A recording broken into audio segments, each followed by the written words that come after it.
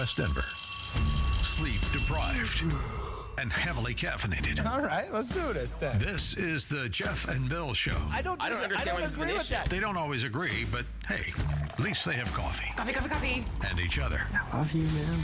God help us. It is 6 a.m. in the Mile High City on this Wednesday, April 23rd, 2025. Good morning, Denver, Colorado. You've tuned into the Jeff and Bill Show. News Talk 710 KNUS. I'm your co-host, Jeff Hunt, along with Bill Thorpe, bringing you the freshest insights and hottest takes from the right, left, and center. We got an absolutely fire show for you today. We're going to dive into the Supreme Court case that was heard yesterday. Has to do with schools, your kids, compelled reading, all of that at stake.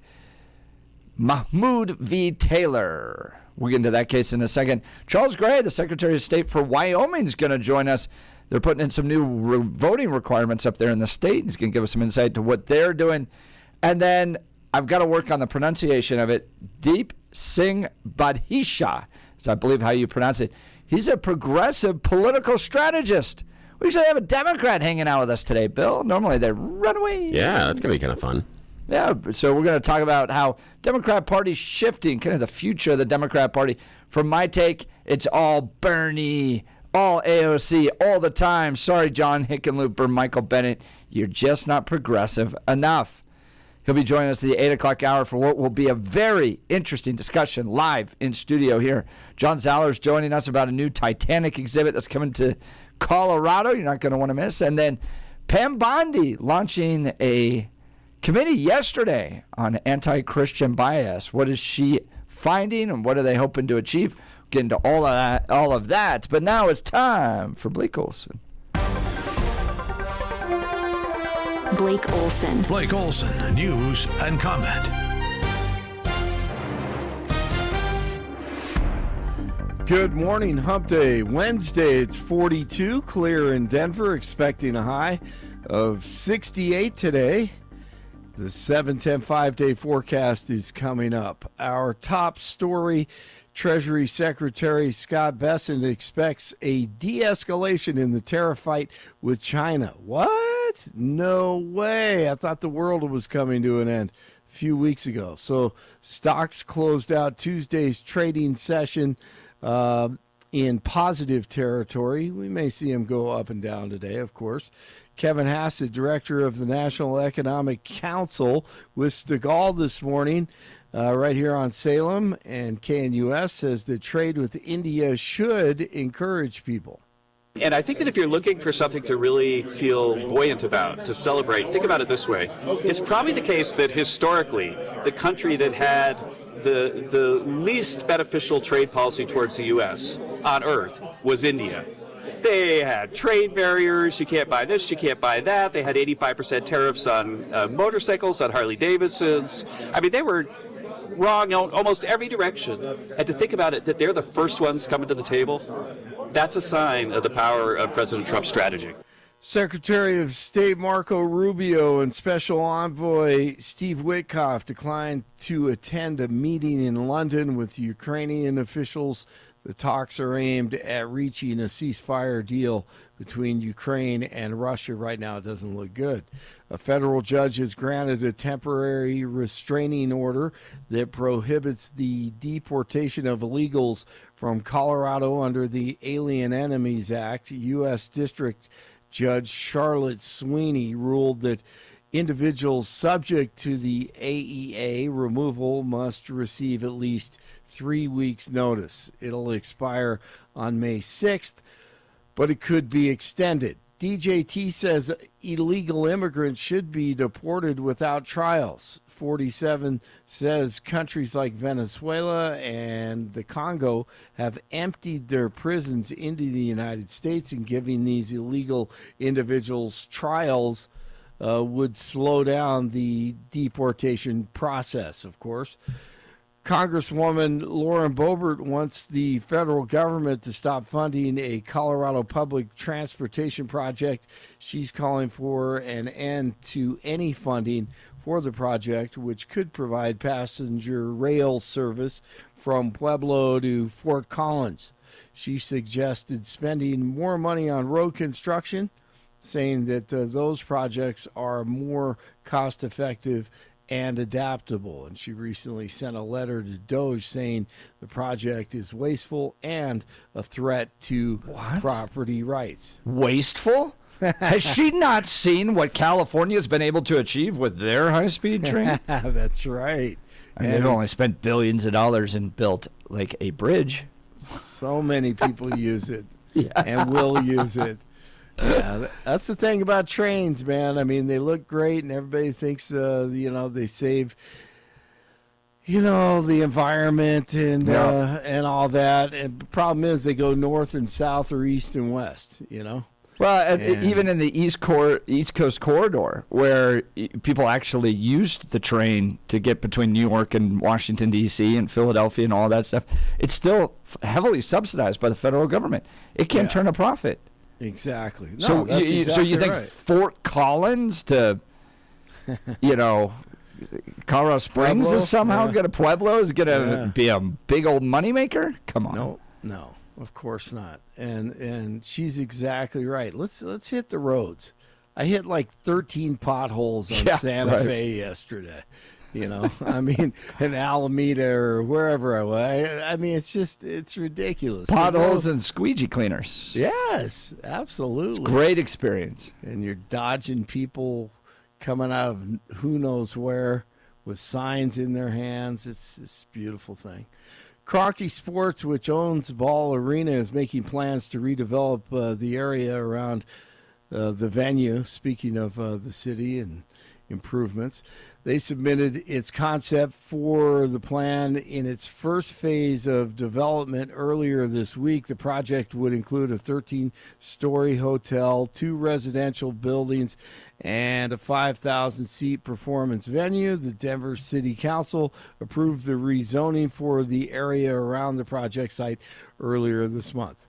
One of the most massive wildfires in the history of Ocean County, New Jersey, has burned more than 8,500 acres and forced thousands to evacuate. The flames are threatening more than 1,300 structures and have caused scores of power outages. Public viewing for the late Pope Francis starts today at St. Peter's Basilica in the Vatican. The 47 administration is collecting private medical records from both federal and commercial databases for HHS Secretary RFK Jr.'s new autism study. The director of the NIH confirmed the move this week, saying the new data will allow Kennedy's researchers to study comprehensive patient data with broad coverage of the U.S. population for the first time. News brought to you by Lair Fireplace and Patio, Denver's premier source for everything fireplace, patio, and grills, locally owned and operated since 1954, online at lairfireplacepatio.com. Rocks lose 4-3 to the Royals. Game 3, Avalanche Stars tonight, 7:30 in Lodo. I know Kelly Michaels getting ready for that one. Nuggets Game 3 with the Clippers tomorrow night. 40 in Thornton, 39 in Lakewood, 42 in Denver. Jeff and Billy continue. It's Blake Olson. That was good. Blake Olson, News Talk 710 KNUS. Some developing upslope will bring some changing weather to the Front Range in the days ahead. Temperatures will be slightly cooler, and chances of showers and thunderstorms will be going up. Highs today mid to upper 60s with scattered showers and thunderstorms this afternoon and tonight. Lows 40s. Highs will be 60s Thursday and near 60 Friday with scattered afternoon showers and thunderstorms possible both days. Weather sponsored by Colorado's Best Roofing, reminding you to protect your home from the harsh Colorado weather and schedule your free, no-obligation roof inspection today at roofingcolorado.com. That's roofingcolorado.com. Meteorologist Don Day in the 710 KNUS Weather Center.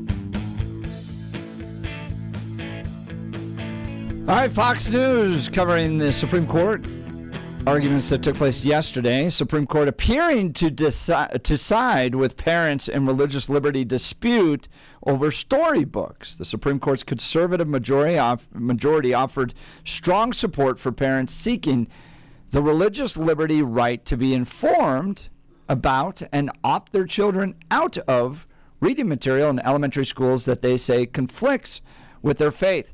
The Montgomery County, Maryland School Board withdrew its original opt-out policy for books related to gender and sexuality, prompting a federal lawsuit. In a marathon 2.5-hour oral argument, the justices debated whether parents have been unfairly burdened in exercising their constitutional rights. It is one of 3 high-profile religious-themed cases. The High Court will decide this term, including disputes over tax exemptions for religious groups and taxpayer funding for private religious charter schools, which will be argued next week. Justice Sonia Sotomayor and her liberal colleagues appeared to back the county's position on the storybooks. She noted a lower appeals court had refused a preliminary injunction to temporarily reinstate the opt-out policy. They never reached the issue on whether or not there was disruption and what the motive was for taking away the opt-out. What they decided was that there wasn't coercion here, that there was mere exposure. I understood from the record that all that was required is that the books be put on the bookshelf. If that's all that's required, is that coercion? But Justice Samuel Alito echoed the view of several of his conservative colleagues about returning to a previous policy that he said most schools around the country permit. What's the big deal about allowing them to opt out of this? He asked. Alito also questioned the content of several of the books raised in the appeal dealing with same-sex marriage. I don't think anybody can read that and say, well, this is just telling children that there are occasions where men marry other men, said Alito. It was a clear moral message, and it may be a good message. It just sends a message that a lot of religious people disagree with. Hundreds on both sides of the issues rallied outside the court, some carrying signs saying, let parents be parents, and others include all families. The suburban Washington County introduced new books with LGBTQ plus characters and themes into the elementary school curriculum in 2022 as part of the district's inclusivity initiative. One of the challenged storybooks raised in the appeals is Prince and Knight, described as a modern fairy tale for ages 4 to 8 of the 2 males falling in love after working together to battle a dragon threatening their kingdom and later marrying. Another book mentioned repeatedly in the court's public session was Uncle Bobby's Wedding, about a little girl's reaction to her favorite relative's plan to marry a man. The school district refused to allow parents to opt out of their kids' classroom instructions. They, in the past, would have allowed kids to opt out of comprehensive sex education, but because these books were put into an English class, the families were not allowed to opt out. While the school board initially allowed parents to keep their children out of this curriculum, the plaintiffs say officials quickly reversed course, announcing in March 2023 that exceptions would not be granted, and that parents would not be notified before the books were introduced in their children's classroom. Officials cited increased absenteeism as one of the reasons for the change. We felt as parents that we would present these things to our children like we always have when they're ready to receive them. And especially a child with special needs, it's even more difficult for her to understand.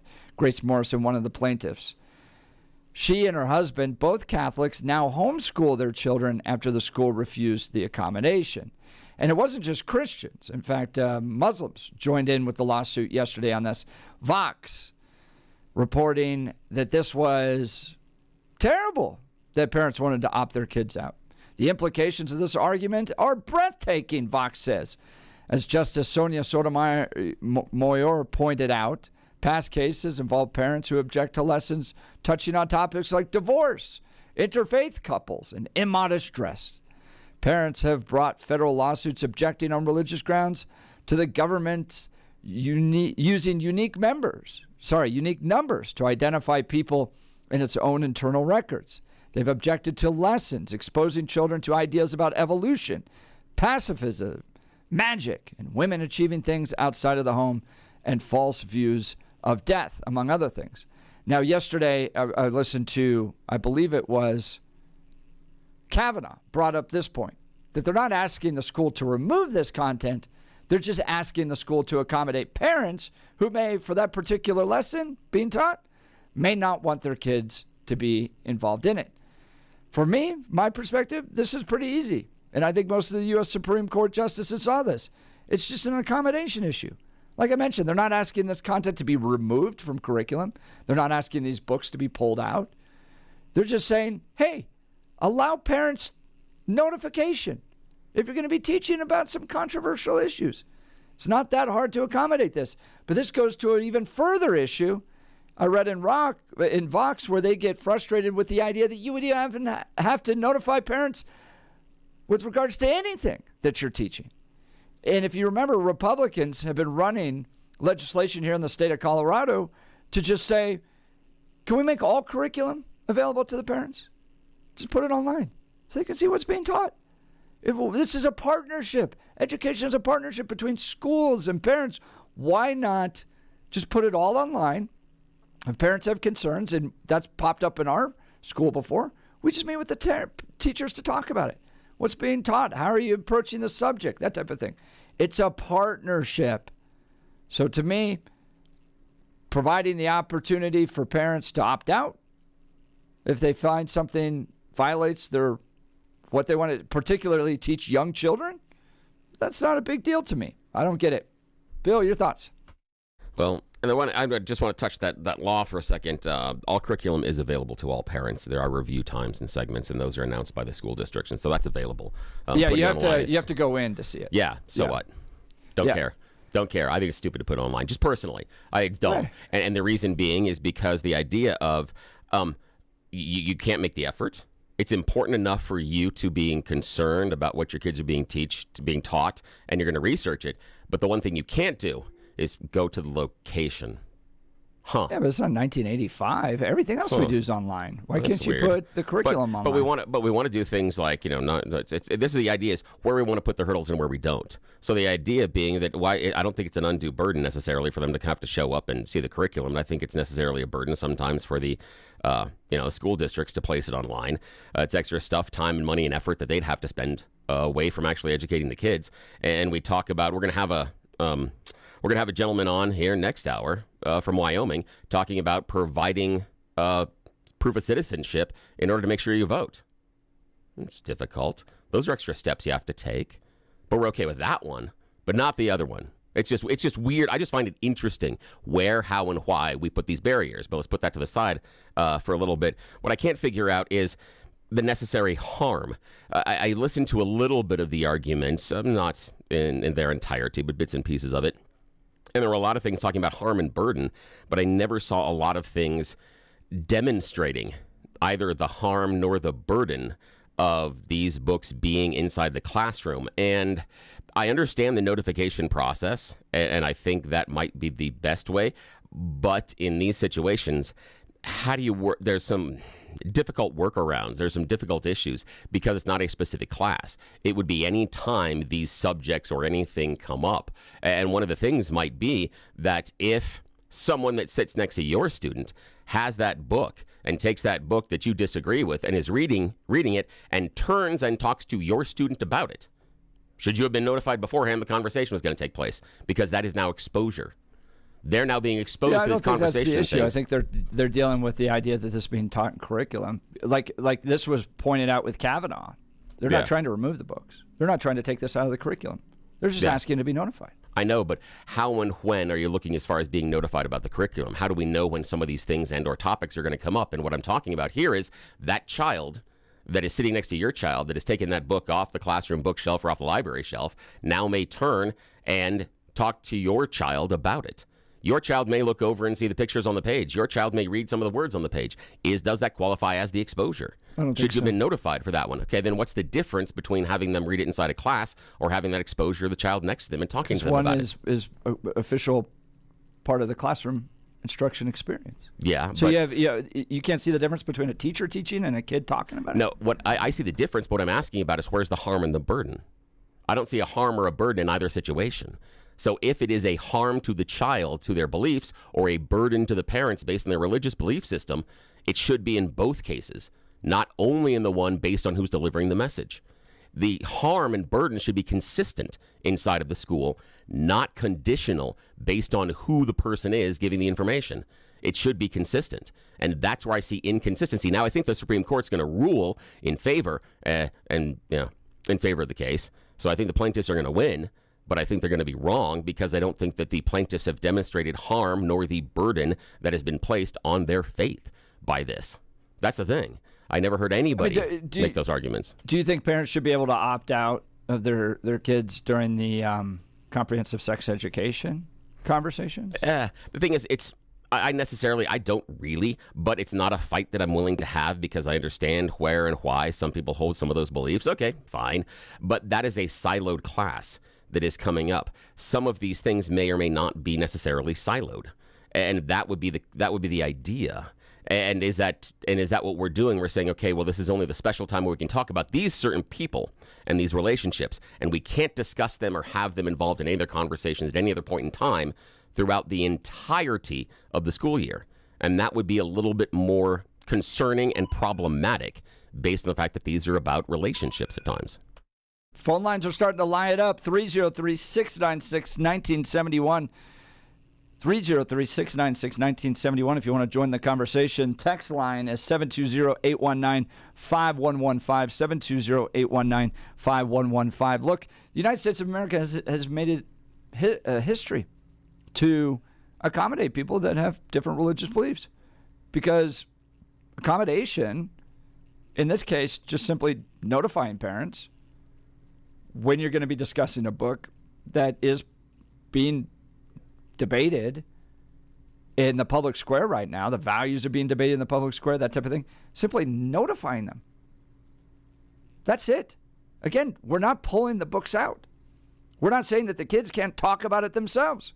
We're just saying if you're a teacher and you're involved in an education process, which should be a partnership with parents to begin with, then just simply notify the parents about it. If the parents go, you know what, we don't agree with this, we're not sure we want our kids spending a day learning about how, Johnny's uncles are getting married because they're 5-year-olds and why we need to spend a day thinking about that.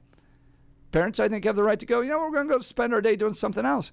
The other thing you get in this sense is that, especially in the Vox article on this, is that liberals really believe that if you drop your kid off at school, they get all the control. It's their world, and it's their agenda, and it's their worldview that they're going to talk about. And if you're a parent that raises concerns, maybe doesn't agree with it, well, you're the bad person for not abiding by that agenda. Very clear to me in that Vox article. Give us a call, 303-696-1971, or text us on the Dan Caplis Law text line at 720-819-5115. Look, are you ready to transform your kitchen or bathroom into a stunning masterpiece? Look no further than The Art of Granite for your premier destination for exquisite granite, marble, and quartz countertops. For over 15 years, Mitch Floria, owner of The Art of Granite, has been crafting and installing custom countertops, fireplaces, showers, and more. Their team of experts will guide you through the selection process, ensuring you find the perfect stone to match your style and budget. Visit their showroom in Golden or browse their online inventory at theartofgranite.com. Discover the endless possibilities for your home renovation project. Mention KNUS and get a free bathroom countertop with new kitchen countertops, or choose a free kitchen or bathroom sink with any countertop package. Don't wait. Transform your home into the oasis you deserve. Schedule your free consultation with Mitch today. Go to theartofgranite.com. That's theartofgranite.com. Mention KNUS for those exclusive savings. Transform your kitchen or bathroom dreams into reality with theartofgranite.com. We'll continue with your phone calls and texts. You're listening to The Jeff and Bill Show. This is Denver's talk leader, News Talk 710 KNUS.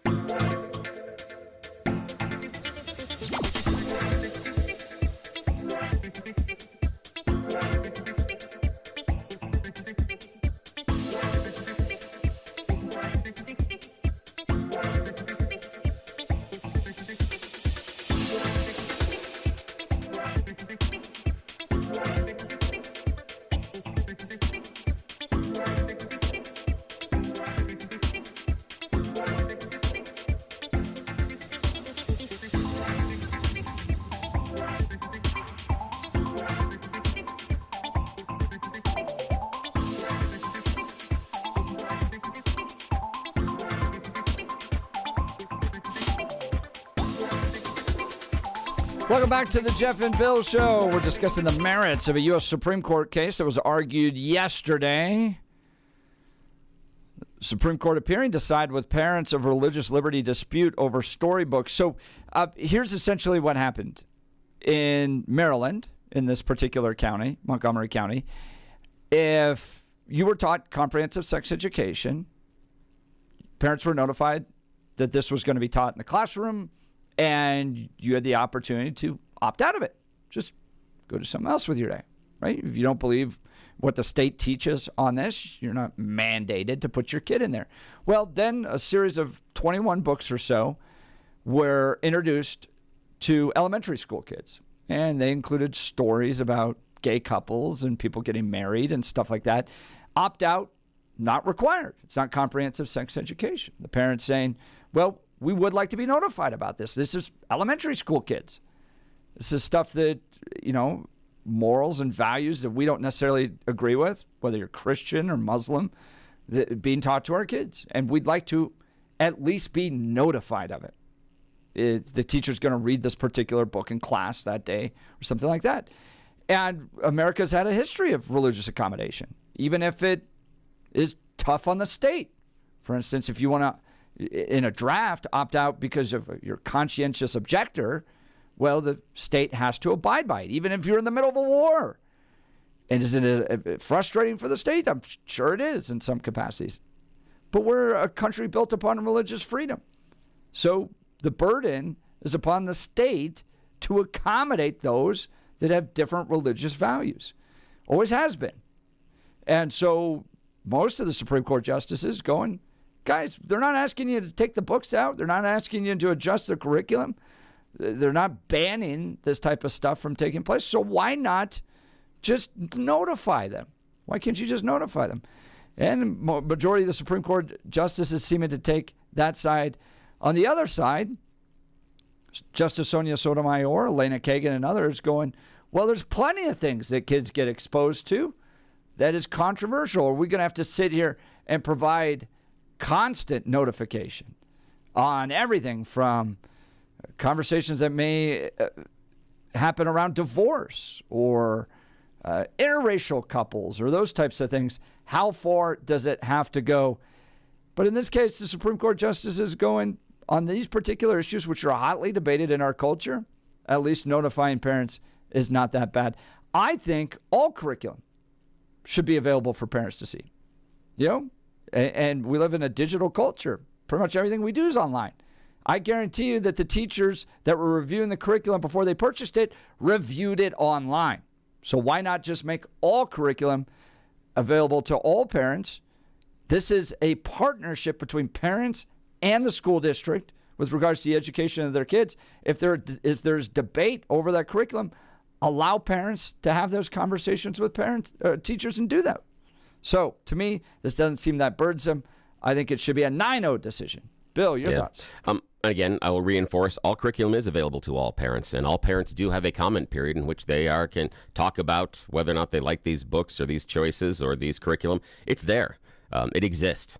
And so that already is a feature of the system. So that I understand that what's your desire, but it exists. That's there. The thing for me is that inside of this, the idea of having to request a permission form on a large number of these subjects, for me, I think provides a chilling effect.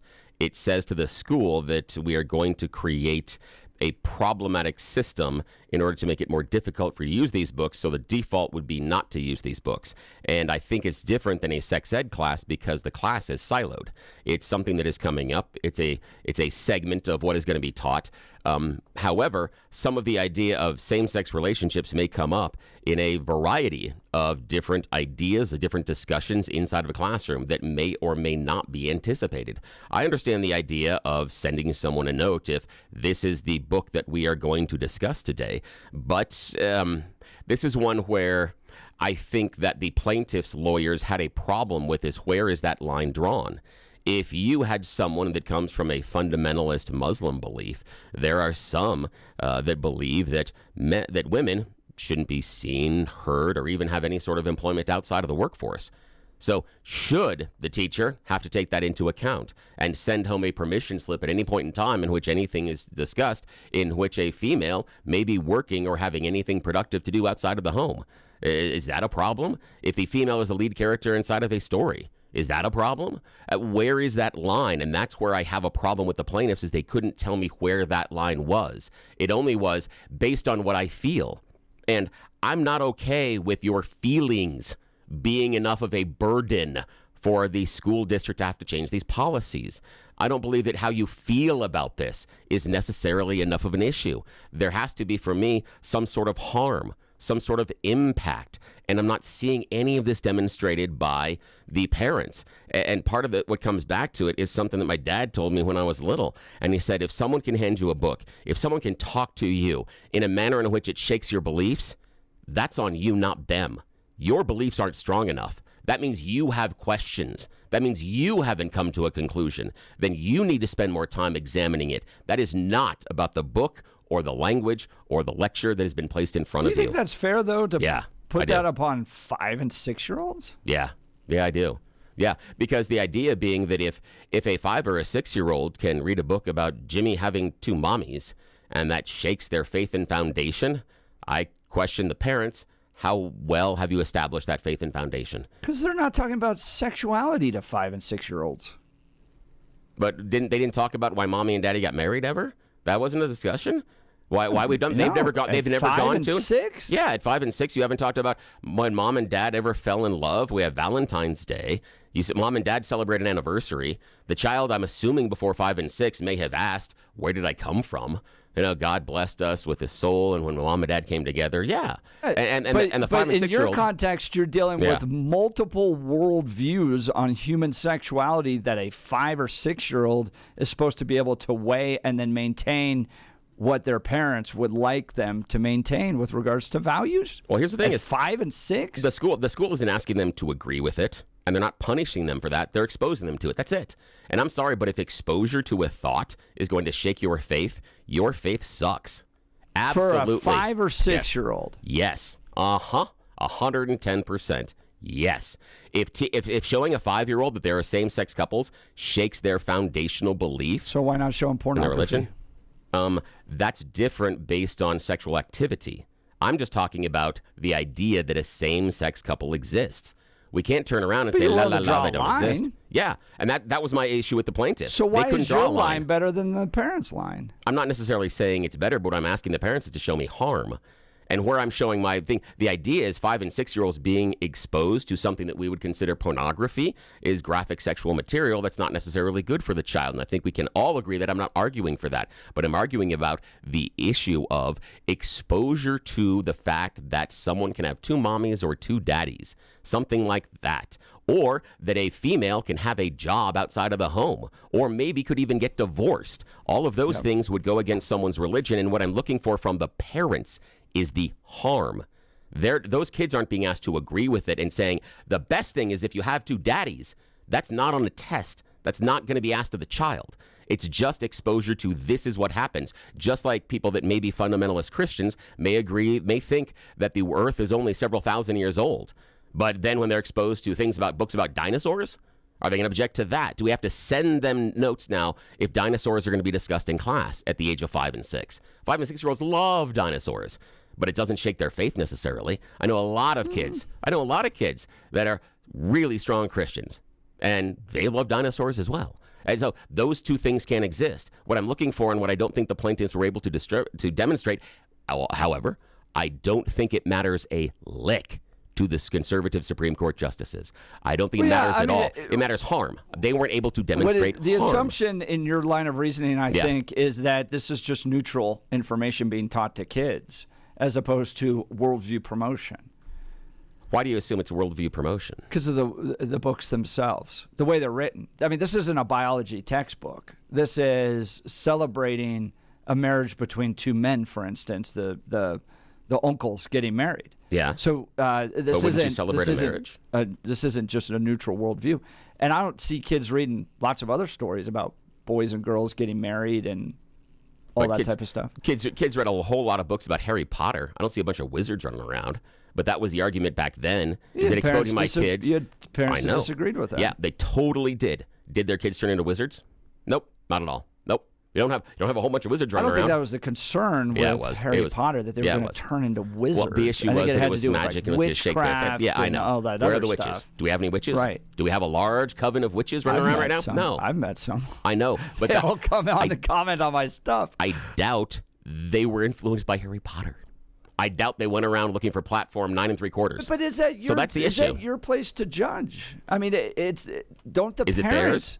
Yeah, the parents. No. That's their What? primary role and responsibility, is raising their kids. And we make decisions every single day as to the type of content they're exposed to. It's like a diet of the mind. And we don't let them eat junk food. We don't let them watch stuff that we feel is going to harm them. And we want to help shape their worldview so that they flourish as human beings. So telling and them I that think it's the parents' opportunity to be able to, parents' responsibility to be able to do that. And if they're not asking this stuff to be removed from the schools. They're just asking to be notified about it. Where's the harm? What's the harm inside of this? The idea that your child learns that there are same-sex couples, that's a harm. So the idea is they need to walk around with blinders the entire time and not understand that those people exist? Exposure of it. I think it's a promotional exposure of it. And there are religious parents out there, whether you're Christian, Muslim, or Jewish, who believe that same-sex activity is harmful. And there's some parents out there that believe women should not work. Do we pull those books too and don't have any conversations? That if a child that is in that classroom raises their hand and said, "Can I be president?" and she's a female, the teacher has to say, "I can't talk about that. You have no choices." Right? Where's the harm? That's what I'm looking at is where's the harm in the exposure to this? They're not asking the child to agree with it. They're not asking the child to promote it. They're not asking the child anything else about it other than the exposure to this exists. Again, I don't think it's okay. a neutral exposure of this. And secondly, I don't think you have or have seen a large number of parents that want notifications regarding women working. So I think it's an extrapolation and a slippery slope argument. But that if we go down this, all of a sudden, one of the arguments yesterday from Maryland was, well, we have lots of parents that are now all of a sudden opting out of these classes and demanding notification on this. Well, maybe you shouldn't be teaching it in the first place if you're getting a lot of parents frustrated about this type of curriculum. But I just don't. I think it's an extrapolation to the extreme. Well, I disagree with that being an extrapolation because I'm dealing on the idea of a pair of parents, that dyad. And you said the parents all the time make choices. So I'm talking about that individual parent. So those individual parents can believe that women should not work outside of the home. Yes. That could be their belief. It's not about the large number of kids at the school and their belief system. It's not. We're not taking a poll. No, we're not taking a poll. This is individual. This is about individual choice. That's what the argument was about, the individual choice of the parents. It's not about the overwhelming number of parents. They didn't ask the school to take a poll and ask who agrees or disagrees with this. That's not the issue. That was never part of the discussion. The issue being this is an individual choice made by the parents, and the parents individually should be allowed to make this choice. That's where the argument is. And where I think it fails is I don't see the harm or the negative consequences about exposing them to things that exist. That's it. That's the idea is I think that you do. I think it's more of a harm to try to insulate your child and say that gay people don't exist. They don't exist. So if they a can't conservative school district decides they want to teach the 10 Commandments, no opt-out for the parents. How are they teaching it and where? Because what's the harm? For what? Well, they're just talking about it. Or they're actually, in this case, they're putting together books when talking about how great the 10 Commandments are. Where and when? Again, I would like to see school. Okay. And what's the context? What's the context? They're putting together books talking about how great it is for people to follow the 10 Commandments. Okay. But how people, what if it's just a conversation about this person followed the 10 Commandments and finds joy and happiness in that religion? Okay, fine. Yeah. If that is Johnny's experience inside of the book and he's the protagonist, okay, fine. That's fine. That's okay. But Perfectly no fine with opt-outs? that. You don't even want the school to notify the parents, hey, we're going to be talking about this one guy who found great fulfillment in following the 10 Commandments.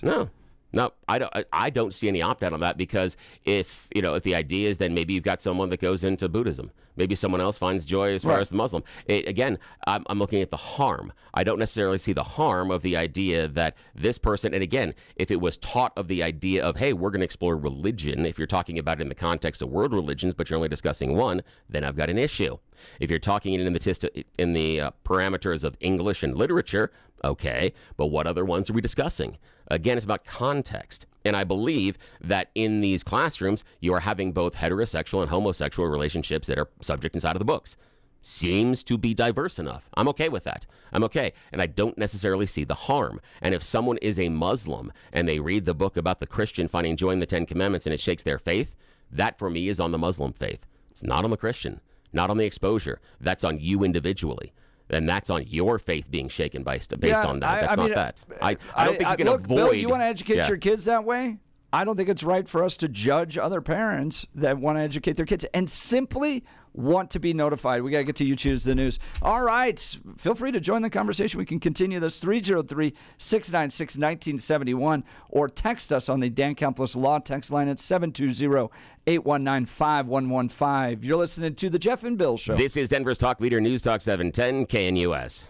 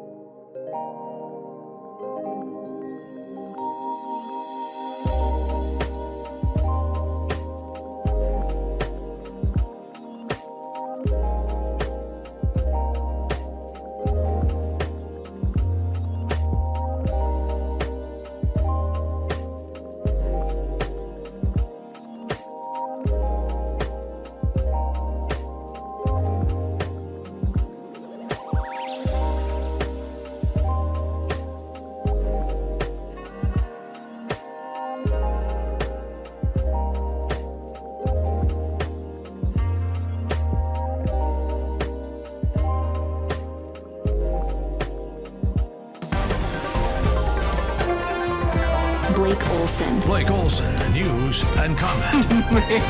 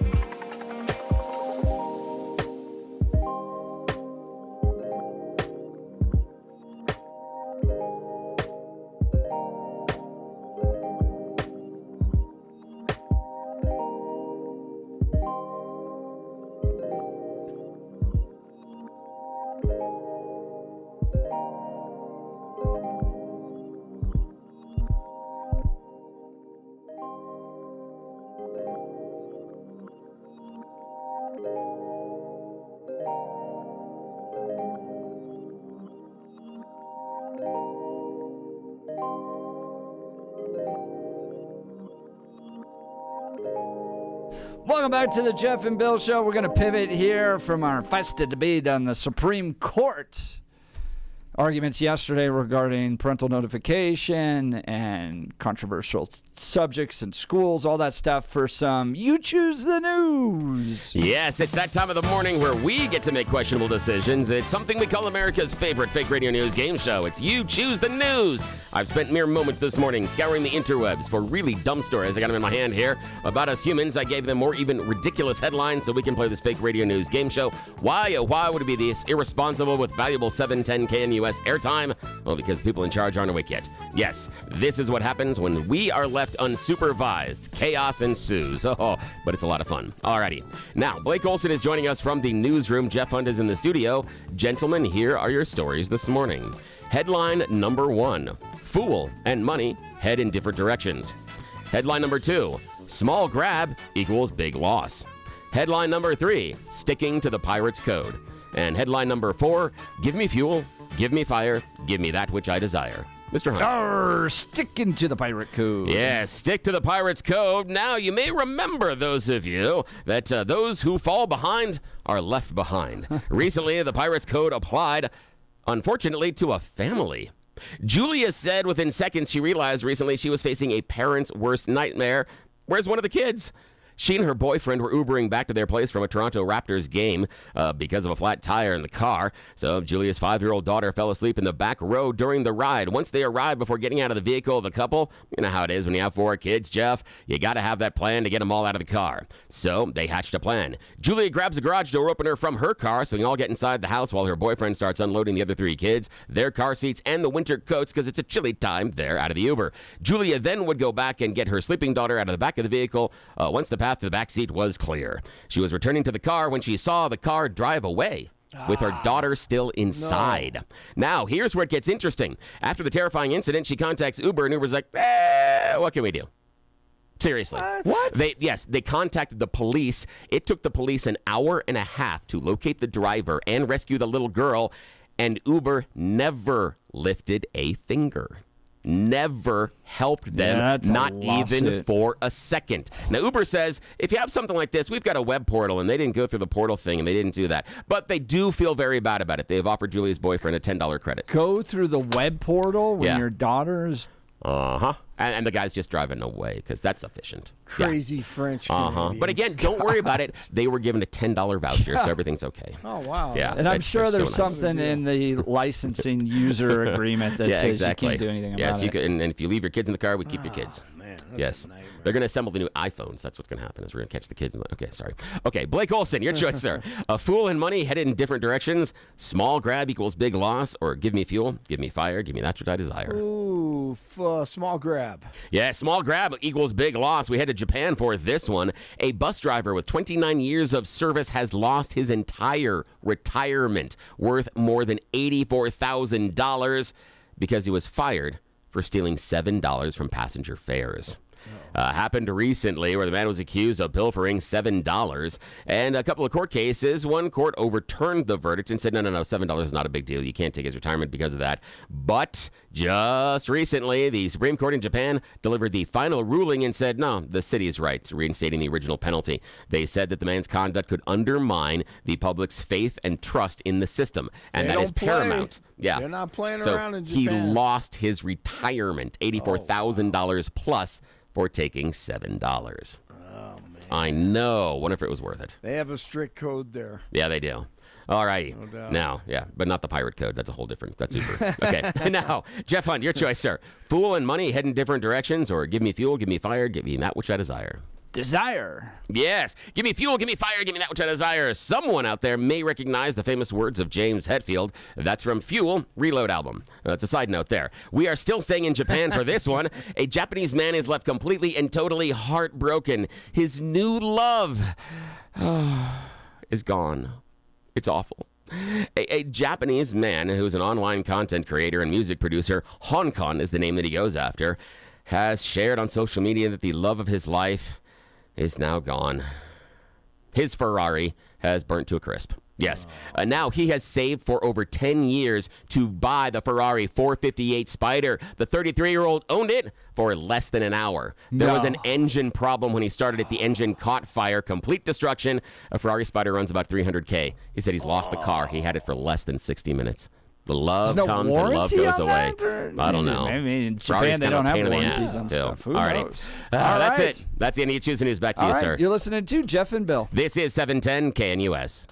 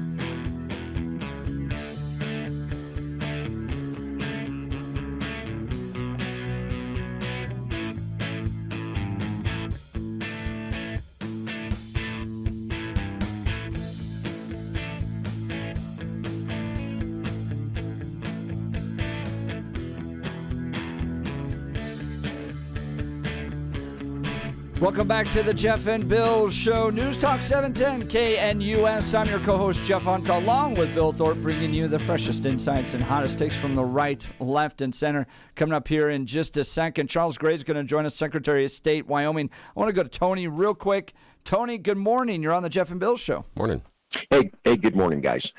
So I don't come with some answer or what I think is right or wrong. I more it's question. I'm hearing and reading that they're concerned that this may be a slippery slope type issue, and the example would be, say high school kids and their history in political science, and they're being taught that, a president tried to overturn an election in 2020, and now the technical state of our government is a competitive, authoritative state, not a democracy. So I mean, that whole thing of where we are as our current state, and they're teaching that in high school. Now, would that be something that parents then would also be trying to? Some parents might say, well, we don't want our kids to know that. I mean, look, I don't have a problem with parents knowing about all the curriculum. Make it all available. Have conversations with teachers. No. Is that the type of thing that a parent would? I know. My question is that the type of thing that a parent would then have the right to withdraw their students? I think that what the school is concerned about is they could have all these exceptions, all these kids being withdrawn from one class or another, and their concern is they're not then getting the education they're supposed to be getting. You're not seeing that. But on human sexuality, on the nature of marriage, on those types of things, you have serious debate in our public square about all that. And if parents are concerned about particular values being promoted, they have the right to opt their kids out. Jeff, so I'm just asking you then. So for you, it is just strictly these questions around sexuality and so forth. For me, it's everything. And in fact, I don't think you should have your kids in government-run schools, period. I think they're terrible. I think they're agenda-driven. They shouldn't learn about what? Captured entirely by the progressive wing. And you should either look at charter schools or home schools or private schools. I think public school needs to die the death it deserves. But, Tony, we got to get to Charles here. I appreciate your time. All right, now it's time for Blake Olson. Blake Olson. Blake Olson, news and comment. 43 and sunny in Denver, expecting a high of 68 today. The 7-10 5-day forecast coming up. Our top story, as expected, Elon says he'll soon be spending a lot less time at Doge. Starting probably in next month, May, my time allocation to Doge will drop significantly. The Tesla CEO made the comments during his company's earnings call Tuesday. He added he'll spend a day or two per week working with Doge for as long as President Trump would like him to. And he also said he's not parting ways with Doge entirely. I'll have to continue doing it for, I think, probably the remainder of the president's term, just to make sure that the waste and fraud that we stop does not come roaring back. Congresswoman Lauren Boebert has sent a letter to Doge. She wants the federal government to stop funding a Colorado public transportation project, which could provide passenger rail service from Pueblo to Fort Collins. She says we need to spend more money fixing our roads. Amen. A federal judge has granted a temporary restraining order that prohibits the deportation of illegals from Colorado under the Alien Enemies Act. U.S. District Judge Charlotte Sweeney ruled that individuals subject to the AEA removal must receive at least 3 weeks' notice. It'll expire on May 6th, but it could be extended. You know, like a great cup of hot coffee in the morning, I need a little Stephen Miller to get me going this morning. Let's go. You have the entire Democrat Party that is in love with this gangster in El Salvador who beat his wife, who's a member of a terrorist organization, who has code for MS-13 tattooed on his knuckles. And you've seen the amount of coverage, the amount of discussion over this one illegal alien gangster. What was the reprieve for Americans who watched their communities get occupied by these foreign gangs? Where was their due process? Where was their rights? Where was the media and where were the courts when their loved ones were getting beaten, raped, and murdered? That's who President Trump is fighting for, not foreign terrorists, Americans. Yes, and I'm ready to go now. On with Laura Ingraham. Last night on Fox. 47 says illegal aliens should be deported without trials. He says countries like Venezuela and the Congo have emptied their prisons into the United States, and giving these immigrants trials would slow down the deportation process. The Trump administration is collecting private medical records from both federal and commercial databases for RFK Jr.'s new autism study. The study will include medication records from pharmacy chains, smartwatches, and fitness trackers. The body of Pope Francis is now lying in state at the Vatican. About 20,000 people filled St. Peter's Square to witness his body being carried to St. Peter's Basilica, where he will lie in state for 3 days before his funeral on Saturday. One of the most massive wildfires in the history of Ocean County, New Jersey, has burned more than 8,500 acres and forced thousands to evacuate. The flames are threatening more than 1,300 structures and have caused scores of power outages. The Department of Education is going to start collecting defaulted student loan debt again. The department announced collections will begin on May 5th, and borrowers could be referred to debt collectors or have money deducted from their paychecks. Rockies lose 4-3 to the Royals, and Game 3, the Avalanche and the Stars tonight in Lodo. They drop the puck at 7:30. Nuggets and the Clippers tomorrow, Game 3. 41 in Aurora, 40 in Arvada, 43 in Denver. Jeff and Billy continue on Hump Day. Blake Olson, News Talk 710 KNUS. Some developing upslope will bring some changing weather to the Front Range in the days ahead. Temperatures will be slightly cooler, and chances of showers and thunderstorms will be going up. Highs today mid to upper 60s with scattered showers and thunderstorms this afternoon and tonight. Lows 40s. Highs will be 60s Thursday and near 60 Friday with scattered afternoon showers and thunderstorms possible both days. Weather sponsored by Colorado's Best Roofing, reminding you to protect your home from the harsh Colorado weather and schedule your free, no-obligation roof inspection today at roofingcolorado.com. That's roofingcolorado.com. Meteorologist Don Day in the 710 KNUS Weather Center.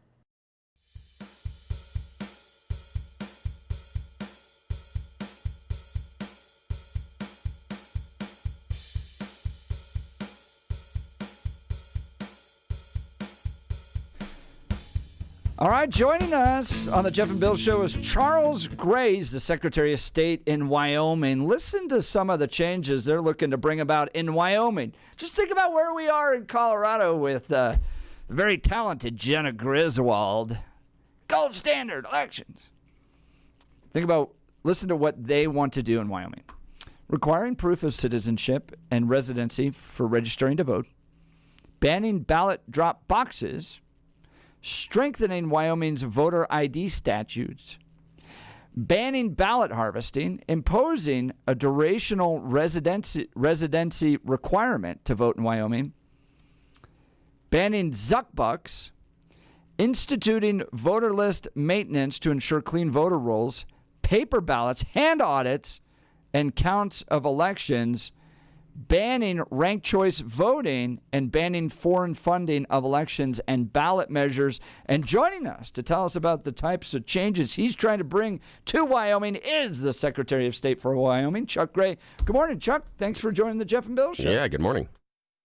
Thanks for having me. We're up here in Cheyenne, and great to be on. So, I'm all for border walls. You sure you don't want to build one between Wyoming and Colorado? Hey, we're talking about it, Jeff. We are very concerned about what's going on in Colorado, and we are monitoring the situation because this legislative session down in Colorado has been a disaster.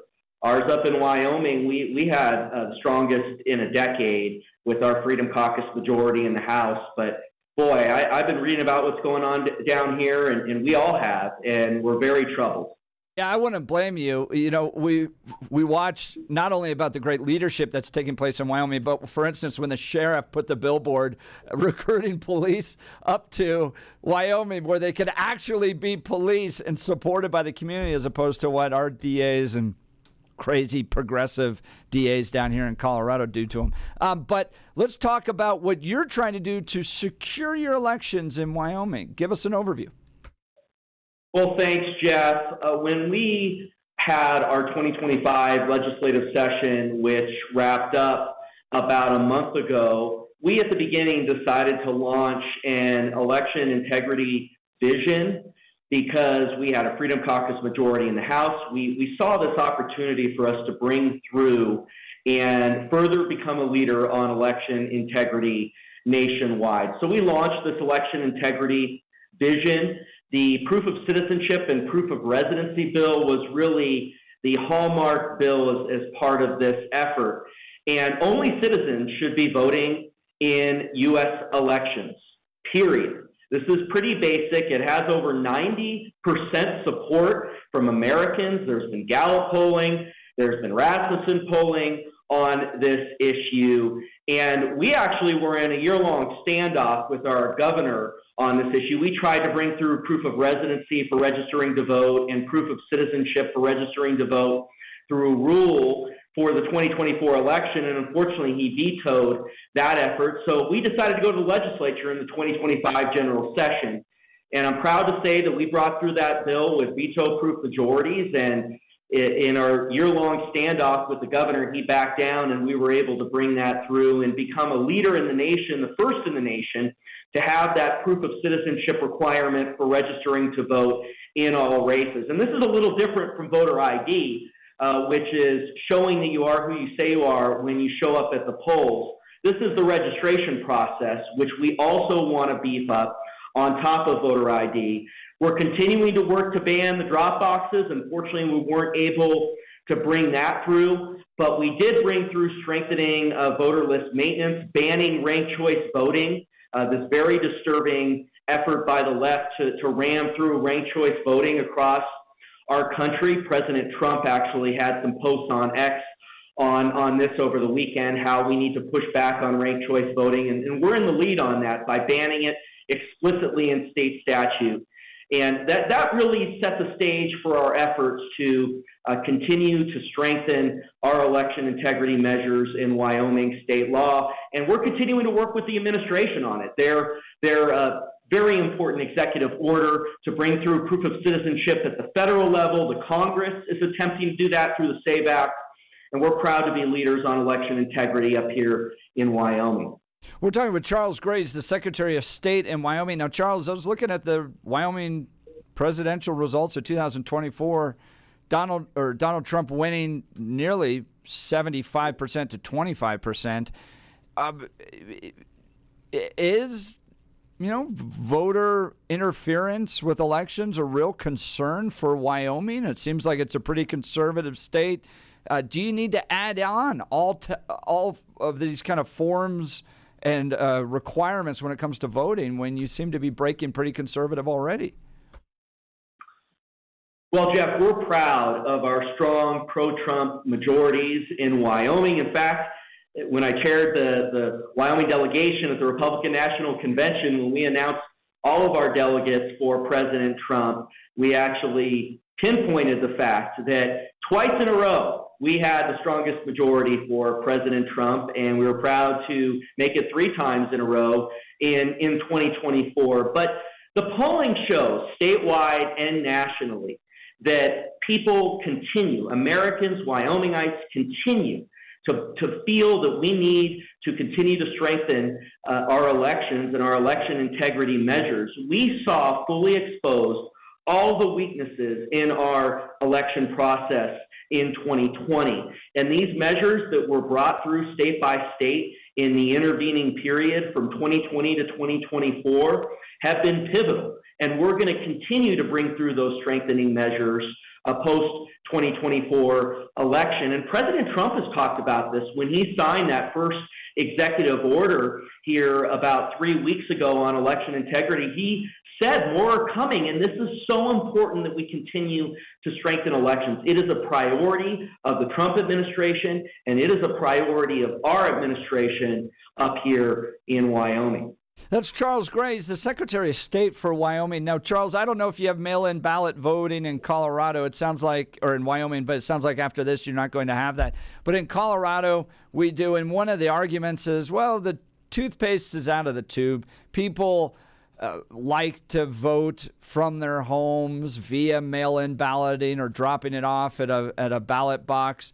What about ease of voting? What about convenience for working families? How do you balance that with election integrity and election security? Everything in life is about balance. That's the word, and what we're trying to seek in our election integrity measures. There's a broad consensus amongst the electorate that what we've seen over the past decades went way too far against these basic election integrity measures that we had a broad consensus for in our country for over 200 years, and we continue to have a broad consensus for. I mean, I think back to 2017 when I first started out in the Wyoming State Legislature. Before becoming Secretary of State, I was a legislator, and in 2017, there was a coalition of insider Republicans, Democrats, the media that were trying to push through exactly what you were talking about, an all mail-in system, or at least changes that were going to move us toward a mail-in system. And as you just talked about, once the toothpaste is out of the tube, you can't pull it back. And the Secretary of State at the time, Ed Murray, who was a predecessor 3 secretaries ago, the governor at the time, Matt Mead, the state Senate, they all wanted this bill that would have gone against election integrity. And we were proud in the Wyoming State House to get up on third reading and swing 7 votes on that bill and make sure that that was going to fail. And that was before this issue was really at the forefront. And I look back on that vote. If we had gone down that road in 2017, Wyoming could very well be in a very similar position as you're seeing down there in Colorado. But we continue in Wyoming to have things we need to continue to improve upon. I mean, I think back just on the 2024 election, where we caught the fact that one of our county clerks, the Weston County clerk, had used the incorrect version of a ballot, which led to incorrect results being reported to our office. We caught that and entered into sort of this 3-day negotiation / conflict with our county clerks before they finally backed down and agreed to hand count the ballots in that county. And it found that there was, in fact, errors in the count reported to the state because of that ballot alignment error. So we're continuing to work on the machine issue. President Trump, when he signed his first executive order 3 weeks ago, said that this is an issue he continues to want to work on. And we saw Tulsi Gabbard just a week and a half ago in a cabinet meeting point out that they're investigating this issue, the fact that these machines can be hacked, and we need to have controls and continued election integrity measures throughout our system. And so we continue to work on it, continue to strengthen our election integrity measures here in Wyoming, and that's what the people want. The polling shows it, and the results at the ballot box show it. That's Charles Gray, the Wyoming Secretary of State, joining Jeff and Bill live. Currently, how do Wyoming citizens register to vote? Currently, proof of identity for registering to vote is in the Secretary of State's rules. We always wanted to add proof of residency and proof of citizenship for registering to vote. And that's what we brought through the 2025 general session. It's what we were working to bring through with our rulemaking in 2023 that unfortunately our very liberal insider governor vetoed. He sort of infiltrated the Republican Party in 2018 when he first ran for governor, and he is not a conservative. We've seen time and time again the wind projects he's trying to bring through, the pushback he's had on our core industries, our coal industry, oil and gas industry, that he is working to fight, allowing those industries to reach our full potential in our state. And this is another example of how he's weak, that he vetoed our rulemakings for proof of residency and proof of citizenship for registering to vote in early 2024. But we went to the legislature, we brought that through in the 25 general session, and now you're going to have sort of a three-pronged test for registering to vote, which is proof of identity, that you are who you say you are, proof of residency for registering to vote, that you actually live here, which is becoming an issue that I think we need to continue to bring to the forefront nationwide, and then proof of citizenship for registering to vote. So you're going to kind of have three boxes in the registration process, and that's really, I think, going to be the gold standard nationwide, this three-check process. Now, we saw the SAVE Act pass the U.S. House here 2 weeks ago. I was in Washington when it passed, and that is proof of citizenship for registering to vote at the federal level. They're working to bring that through in federal statute, and then President Trump is working to bring that through the federal voter registration form, which is part of the National Voter Registration Act, which passed in the early 1990s, and that was the executive order that he signed here 3 weeks ago. So we've got a lot going. We've got the state-based efforts that are working to bring this through, and then we have the federal as well.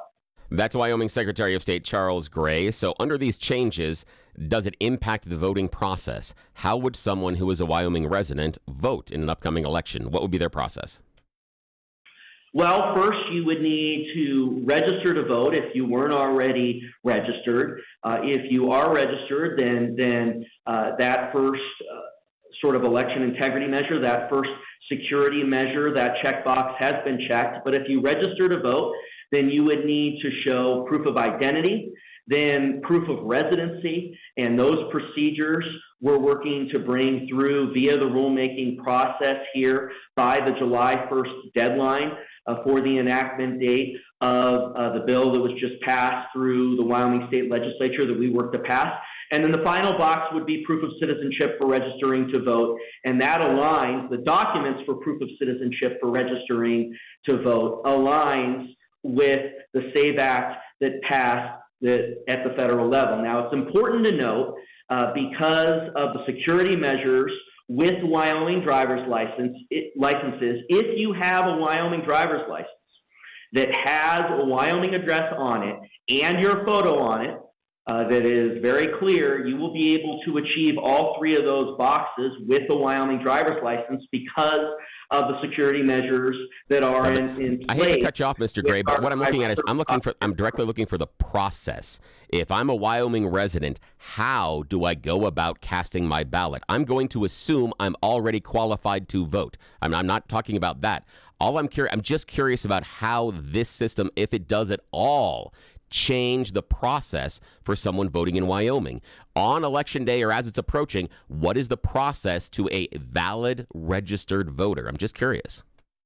Well, first you register to vote, and then you go to the polls and say your name, and then have voter ID to confirm that you are who you say you are. If you're on the rolls, the same-day registration process that Wyoming has had since the early 1990s remains in place, so you can also register to vote at the polls. But it's the same process from 30,000 feet up. It's just those basic election integrity measures that have over 90% support from Americans are in place. So you register to vote, and then you come on election day, and you have voter ID, and you cast your ballot. We also have the the 28 how do they days cast of early their voting. Mr. Gray? How do they cast their ballot? Is it an electronic system where I walk into the booth and I work with the computer? Is it the old lever system that runs on rolls of paper, or am I given a paper ballot, a la Bush Gore 2000 in Florida, and I have a little punch card or something like that? What is the mechanism? I'm just curious. What's the mechanism for voting inside of Wyoming? Is it electronic? Is it paper? What goes on? Great question, and we're looking forward to continuing to work with the Trump administration on this issue. 22 of 23 counties in Wyoming, the default method of casting the ballot is a pen to paper ballot that is then placed into a tabulator. Now, in one county, the county I am currently in, which is where the capital is, Laramie County, which is where Cheyenne is, it is the highest populated county in our state. The default method of casting a ballot is a touchscreen, which prints out a ballot that then you place into a tabulator. One of the problems with that, though, is that while there are names on the ballot which correspond, assuming the machine is doing its job with what you pressed on the touchscreen, it is actually a barcode on the top of that printed out ballot that casts the ballot. And that's very, very problematic because nobody can read a Scantron barcode. I certainly couldn't. I had always cast my ballot before becoming the Wyoming Secretary of State in my home county, which is Natrona County, where we have pen to paper ballots. But for the first time, because now I'm a Laramie County resident, cast my ballot down here. It is a very unsatisfying experience when you have this paper printed out that has a barcode on the top of the ballot that is casting the ballot. So we were working through the legislature to bring through a requirement for pen to paper ballots. And that is one of the things the Trump administration is also working on. The executive order that was signed 3 weeks ago requires the Election Assistance Commission at the federal level to look at revising their standards to require pen to paper ballots. And we're working with the EAC on that requirement and with the Trump administration. And hopefully we can bring that through the state legislature. Unfortunately, a coalition of insiders, Democrats, and the media stopped that bill, so we've not been able to bring that through. Charles Gray, Wyoming Secretary of State, how do you count the ballots then? Once you've done that, are they hand counted? And what I'm looking for is, are they hand counted or are they run through a machine and counted that way? What's the process for tabulating the votes after the vote is cast? In all 23 counties, whether there is a pen to paper ballot or a touchscreen, the ballots are placed into a tabulator, and that is an issue we are continuing to work on. We have the first hand count now in decades in Wyoming when we caught the issue in Weston County where they used the wrong version of the ballots up there, which caused a ballot alignment error and led to incorrect results being reported to the state of Wyoming. And they did a hand count up there. It went very quickly. And we made sure that hand count happened, and they reported the correct results to the state a few days after the election. And so that was a good test on hand counting, which we're continuing to work on. We do have a ballot, an audit of the ballot images that occurs within 48 hours of the election, but we need to continue to work on this issue, and the Trump administration is as well. Okay, now in your work, Charles Gray, Wyoming Secretary of State, looking at making sure you have election integrity and security, how prevalent is voter fraud inside of Wyoming? How many fraudulent votes have you found, and what elections were swung based on these fraudulent votes that were cast that weren't legally valid? Well, this is sort of a talking point that the insiders use in their coalition with the left-wing media up here in Wyoming and then also nationally. And the problem with this argument of how many cases have you found is without the election integrity measures in place, without those upfront measures in place, how are you going to be able to catch the instances of fraud? So it's unbelievable. And I was one of the things that got me involved in the election integrity space was as a legislator bringing through the voter ID bill in 2021 in Wyoming, House Bill 75, which we brought through, making voter ID the law of the land up here in Wyoming. And it's incredible to watch the left-wing media continue to use this line where they say, how many instances of ballot fraud have you found with voter impersonation? I asked back, how on earth are we going to be able to find these instances of fraud when you don't have the upfront election integrity measures, when you don't have voter ID? So it's a circular argument that the left-wing media uses, and we've really debunked it up here and been very successful in doing that. There is a broad consensus for these upfront election integrity measures, over 90% support across our nation, and we're going to continue to work to bring through those measures that have broad-based support. Yeah, I appreciate the answer, Charles Gray, Wyoming Secretary of State, but you never directly addressed how prevalent voter fraud is inside of Wyoming. And the Heritage Foundation, not a bastion of liberals, has done a decade-long study and hasn't found a large swath of voter impersonation or fraud, and nothing that would swing an election. Heritage isn't a bunch of liberals, and they're not contributing to liberal talking points. So how prevalent is voter fraud in Wyoming that we need these electoral security measures? And this is another one of the golden oldie grab bag of cheap lines that the media uses, which is this Heritage, very important database that Heritage started a few years ago, and it's only been in place for a few years, and they really ramped it up after the 2020 election, and they've been very frank about this database, which is it's really off the reporting that is done by the mainstream media, and very rarely the mainstream media will report on any of these instances of fraud. For example, we had an instance of fraud up here where an illegal alien voted in an election in 2020, and the media never reported on it. So Heritage didn't have it on their database until we sent it over to them. And so the database doesn't have every single instance. They say that. Now, the media never points out these caveats on the database that are all there in the print, very large point font. I think it's actually 15-point font in case you can't read the 12-point font.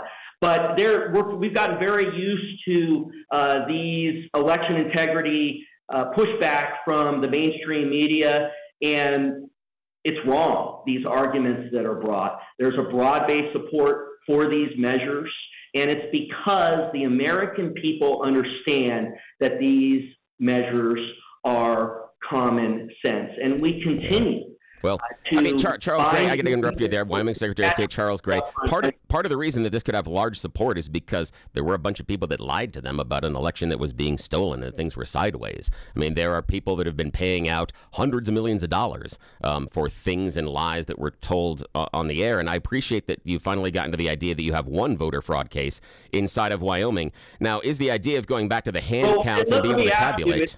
It certainly wasn't a lie, sir, when we pushed back on your Secretary of State, Jenna Griswold, and the effort to try to remove President Trump from the ballot, which was just astounding. I mean, you want to talk about attacks on our republic. Mr. Gray, hang on. I'm going to stop you there. I'm going to stop you there, Mr. Gray. We're not discussing what Jenna Griswold did, and I pilloried her for that action. I think she was absolutely duplicitous. She was forced to defend the state, but then when she joined the case on the side of the plaintiffs, going to the Supreme Court, was absolutely atrocious. She should be pilloried for that, and we can agree on that one, but that is a side to what we're doing. I'm talking about the idea of, is it the fact that you have a smaller population that makes it easier to do things like hand counts and paper ballots than a larger population like Colorado? Do we face hurdles you may not?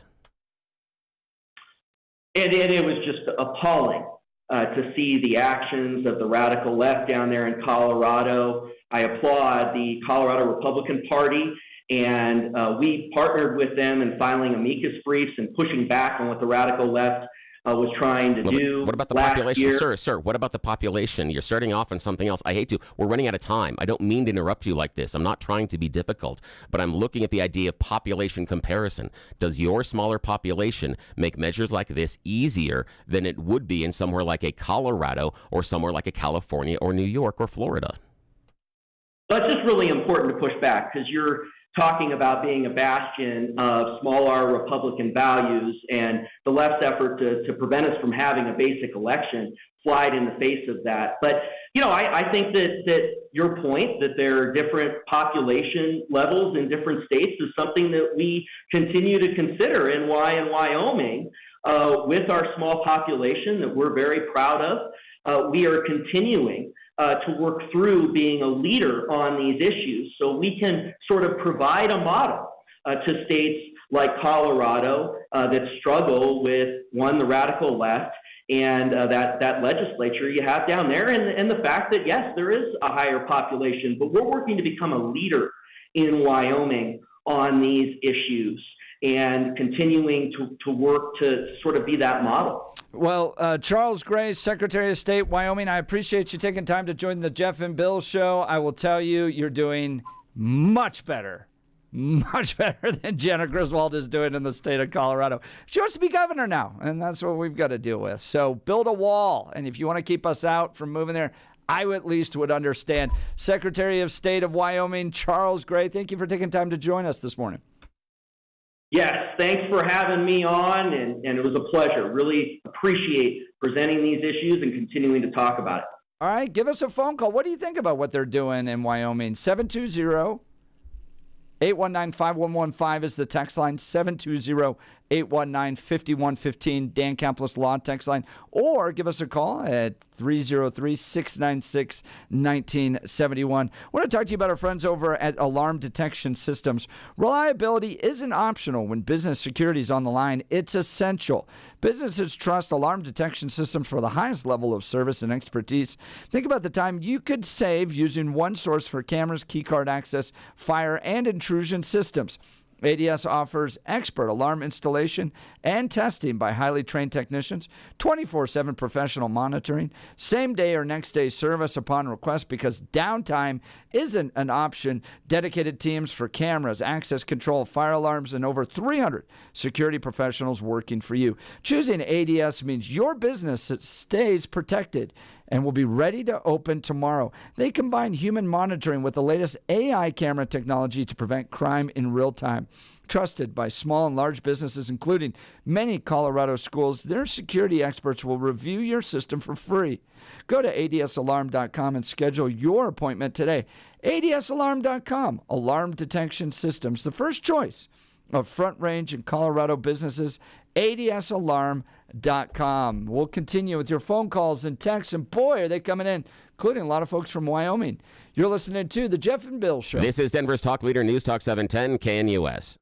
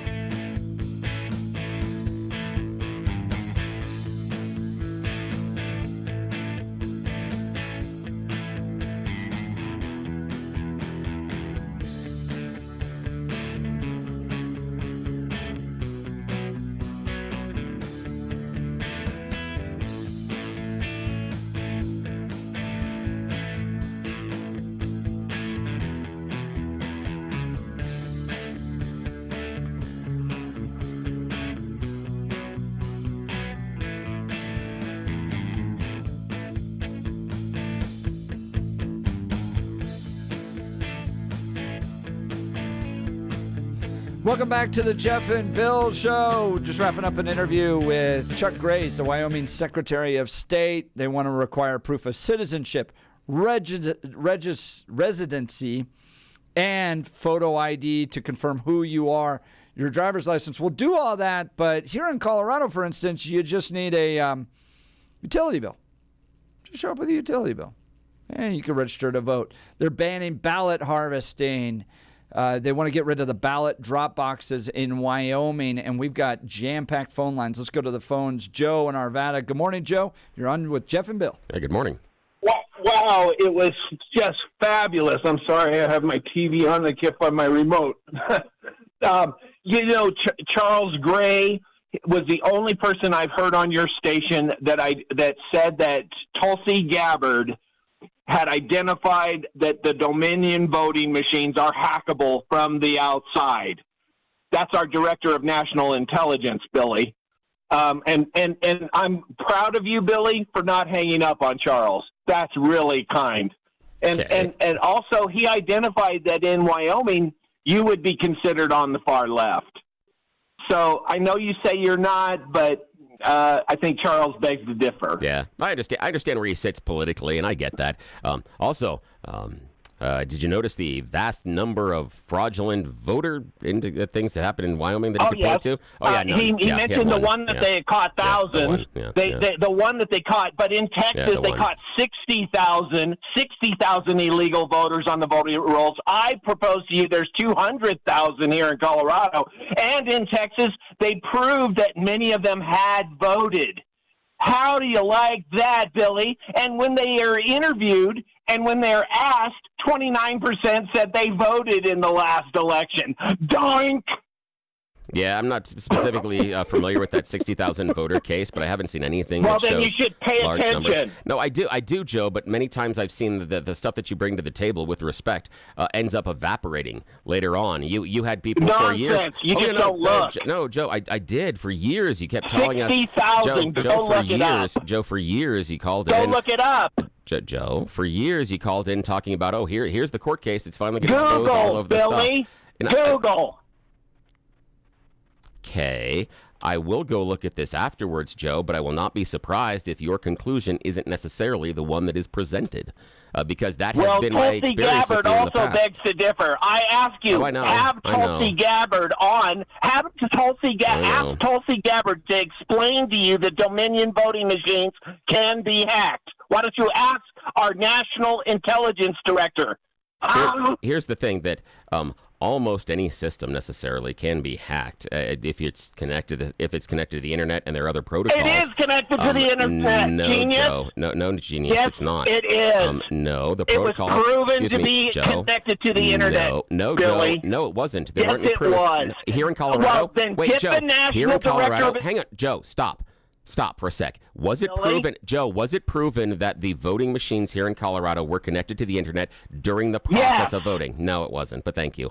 I appreciate that. It wasn't. Joe, it wasn't. But, I mean, you had Jenna Griswold testifying in the State House saying that they cannot be connected to the internet, and Heidi Ganahl proved that they can be. I know, but the issue being that that's part of the trusted build and that goes on is the idea that mechanisms are turned off. It's been removed in some of them, but it actually has been turned off, and that's part of what the trusted build does. You know, the thing that nobody trusts.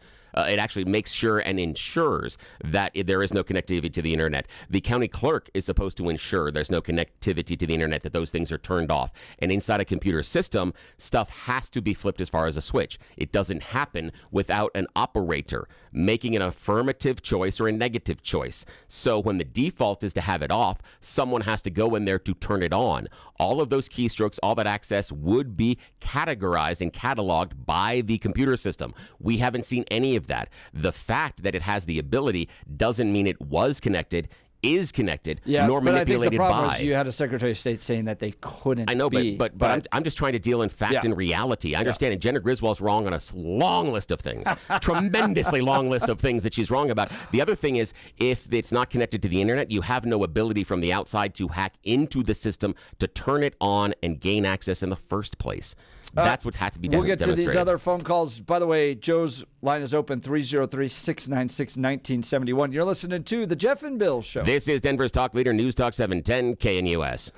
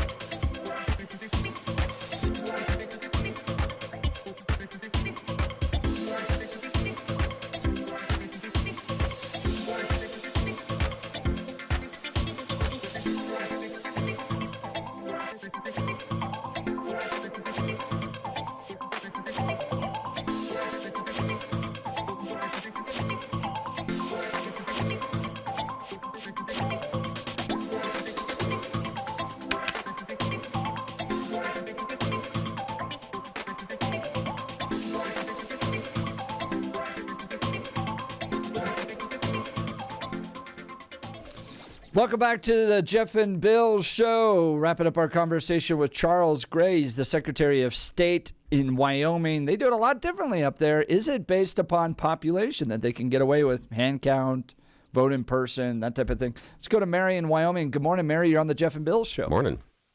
Hi, good morning. There was two things that I wanted to say. The first one is how they're tightening up on the residency. When I came from Colorado, I just gave them I went to the driver's license bureau, gave them my old license, and they issued a new one. And when they, they punch your old one, your old Colorado one. And then this last time when I renewed, was required to have my birth certificate, a utility bill, and then my old driver's license. I got a star on it. And that's part of that SMART program that they talk about it. The real ID. So that's going real ID. So that now says that I will not have to deal, that it hits all the boxes. I want to address Billy regarding fraudulent. That, unfortunately the gentleman only talked about one. A lot of it was processes that, and I do know, because I know on one, I'm back in the 2020 election, because of what I let the Republican Party know, it got tightened up. They would send out ballots. I have an older neighbor that I was helping, wanted her to vote in the 2020. I called and they sent out a ballot, and I remember after that happened, I was like, wait a minute. They didn't know I told them that I was doing it for a neighbor. And they sent, no identification, nothing. In other words, I got a ballot. So I'm just saying that got tightened up for the 2024. Mary, I think regarding fraud. Mary, I think it's a fair critique that, look, where's the widespread ballot fraud? But I also think it's a critique to say, well, we don't have the tools to know right now. All right, you're listening to the Jeff and Bill Show. 710 KNUS.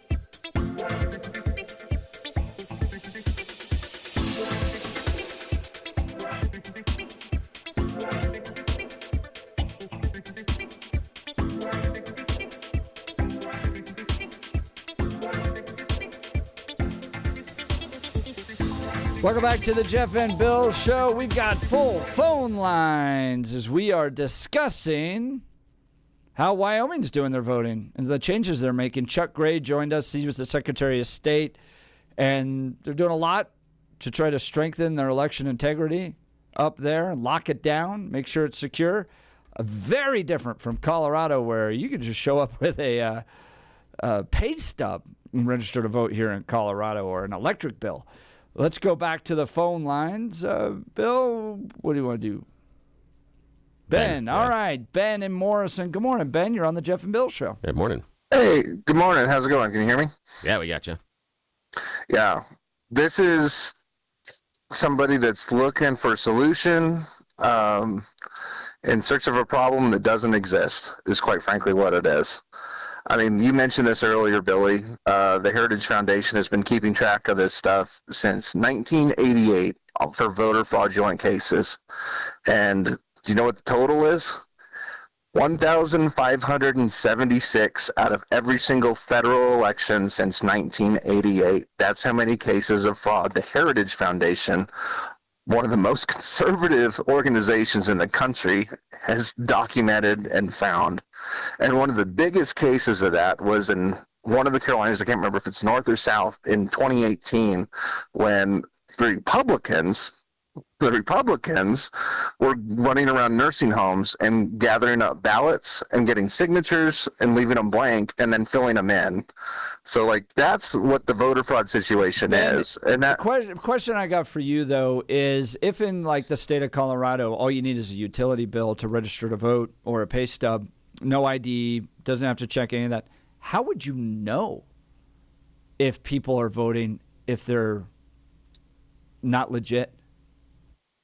Generally, those people do have to file other documents in order to get to that status. They have to file registrations. They have to provide birth certificates. There's other things that go along. If you get like a driver's license, for example, there's a black line that comes on your driver's license that says this person is not eligible to vote in federal elections. So there's other apparatuses that go into place other than that. I mean, we put into so place, that's misleading. Well, that's misleading what you're saying. It's wrong, is what I'm saying. Is what you're saying is just wrong, factually. No, I mean, Ben, what I'm pointing out, though, is we put into place efforts to protect the integrity of our vote, even here in Colorado. So why do you critique Wyoming for just putting in more stringent efforts? Because what it does is it eliminates people who, for example, like women who have changed their name. How? You know, they have to provide, because if you change your name, all of a sudden, and if you can't find your birth certificate, for example, like there's a lot of people, like if I had to go get my birth certificate, I'd have to go to my parents' house and run through all their stuff. But if you change your name, you're going to get a different driver's license anyways. And in Wyoming, a driver's license would qualify. Yeah, but what if that happened within the last year? Do you necessarily always go replace your driver's license every single year? Like, no, a lot of people don't. If you get, so it if could you go, get married, because I think mine's good for what, 6 years or something in Colorado, something like that. Yeah, but if you get married, I may have not replaced it. Changed. Not necessarily. Like some people don't. If you change your name, you're not going to change your driver's license. Not necessarily. Some people just don't do that. And now all of a sudden I can't vote because I got married and my last name has changed. Now I'm an invalidated voter when I'm perfectly legal. Have you watched somebody get married? Like, has your spouse had to change their name? No. Yeah, so I mean, so when they do, it's a whole lot of things, right? When somebody gets married, you're going through Social Security, your 401ks, like all that stuff gets updated and changed. Why all of a sudden is requiring that change to be clear to vote something that is terrible when everything else you go through, your driver's license, your bank accounts, all that stuff gets updated? It's just an extra hurdle. And there's other people, for example, that can't find, that don't have a passport. They don't have, they don't have their birth certificate still. There's other people like that exist that are perfectly legal U.S. citizens. Yeah, the main point of this is, Jeff, is that these people, there's not a massive amount of voter fraud that's happening. How do you know? It's a fake argument. Because we've done studies after study after study, and we know it's a fake argument. It's not something that's rampant. Donald Trump lost the 2020 election. Donald Trump lost the 2020 election, and you guys just can't build up the cojones to acknowledge that. Now you're changing the subject. What I'm asking is, and I think it's a fair critique. I think it's a fair critique on both sides, right? One, where are the examples of mass fraud taking place? Okay, fair critique. You should be able to have to deliver that. But I think it's also a fair critique to go, look, the way things are set up right now, I'm not sure we would know. If someone could show up in Colorado with a pay stub, and we all know companies out there that hire illegal immigrants, if you can show up in Colorado with a pay stub and register to vote, that's a huge gap. Isn't that same day voting? Isn't that same day voting that you show up with a pay stub? No. I'm not familiar with just a pay stub being the only requirement to register to vote in far as Colorado, because you have paperwork you have to fill out if you're going to vote online, etc. And I'm unfamiliar, but I don't believe that a pay stub is the only verification that you have to provide. When that gap exists and people want to address that gap, all of a sudden they're voter conspiracy theorists when we have existing requirements that we put out there anyways. We just want to strengthen it. Well, one of the things that Charles Gray, Ben, hang on just a second. One of the things that Charles Gray talked about is he said, well, the media doesn't cover all the instances of voter fraud, that the one instance they have in Wyoming wasn't covered and picked up by the Heritage Foundation. Okay, so they didn't get the one. However, if you had hundreds of thousands of cases of this across the country, yes, it would have media attention, and that's where Charles Gray's logic falls, because if there was a significant number of them, a la cases of measles, we'd see them in the media because they would be unusual. The media records and reports the unusual and not the usual. So if it existed on a large scale, we would see it. Yeah, there was a study that was done by the Trump Organization, if you remember, after he lost the popular vote in 2016, and he went through and was trying to get all the voter ballots and everything like that because he lost the popular vote to Hillary Clinton. He was claiming, oh, it was illegal immigrants that made this happen. I didn't lose the popular vote to Hillary Clinton. And then he got all the information from all the states. And then he ended up dropping it because I think the information that was coming through was he wasn't finding any illegal immigrants voting. He was losing that battle and he wanted to save face. It's not a deal. Ben, I just don't understand why we're okay with some requirements to make sure that our voting is secure, but other ones are too burdensome. And I mean, the idea that because a woman gets married, that all of a sudden, even though she has to change everything else in her life to be clear that she is who she says she is when she goes to vote, is all of a sudden too burdensome. I just don't see it. Ben, I appreciate the call. Thanks so much. His line is open, 303-696-1971. Let's do one more. You want to do Jack in Wyoming? Good morning, Jack. You're on the Jeff and Bill Show. Morning. Yeah, it's an interesting conversation, and you both have very good points, and I'm engaged in this. But isn't Missouri the show me state? Is it Missouri? Yeah, that would be Missouri. We were talking with the Secretary of State from Wyoming, though. Okay, well, that's where I'm going. Wyoming is the common sense state. And I think that the things that Charles Gray put in place to try to certify that people are legitimately qualified to vote, I think that is nothing more than common sense. And while every state has the right to do it however they want to do it, I think adopting what they've done in Wyoming is probably a perfect pattern for them to adopt, whether they will or not. Jack, that's up to them. I got a question for you.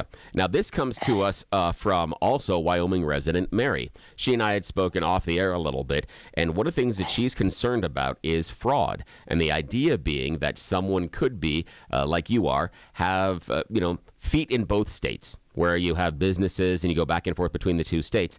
Would you, now I'm not saying that you did, but what I'm asking is she's concerned about someone being able to vote in both Wyoming and Colorado before these rules are in place. Now, to your experience, Jack, would you think that you have the ability, just based on, let's just say the systems is flawed and all the other problems that we have inside of them, do you feel that you would be able to cast a ballot under the current system, not with the changes, both in Wyoming and Colorado? I just want your opinion on it. What do you think? Do you think you'd be able to? I do, and I have. Okay. I do, and I have. Now, oh no, I was going to ask you, how soon, when did you, I'm not going to have you ask that. You don't, I always say, do never in public or on radio or when anything's recorded, admit to any of your crimes. So you have. So the only thing I'm curious about, was it because you received one mail ballot from Colorado and you voted in person in Wyoming? Was it 2 mail ballots? I'm just looking at the functionality. How were both ballots cast? Again, I'm not looking at time frame or when it happened. What was the functionality? Well, it's not that simple, Billy. Okay, cool. Okay, if you own land in a state, you can vote on local issues. You don't have to be a resident. You don't have to be registered. Oh, so now okay, on federal elections, it's different. You can only vote in one state that you claim residency in.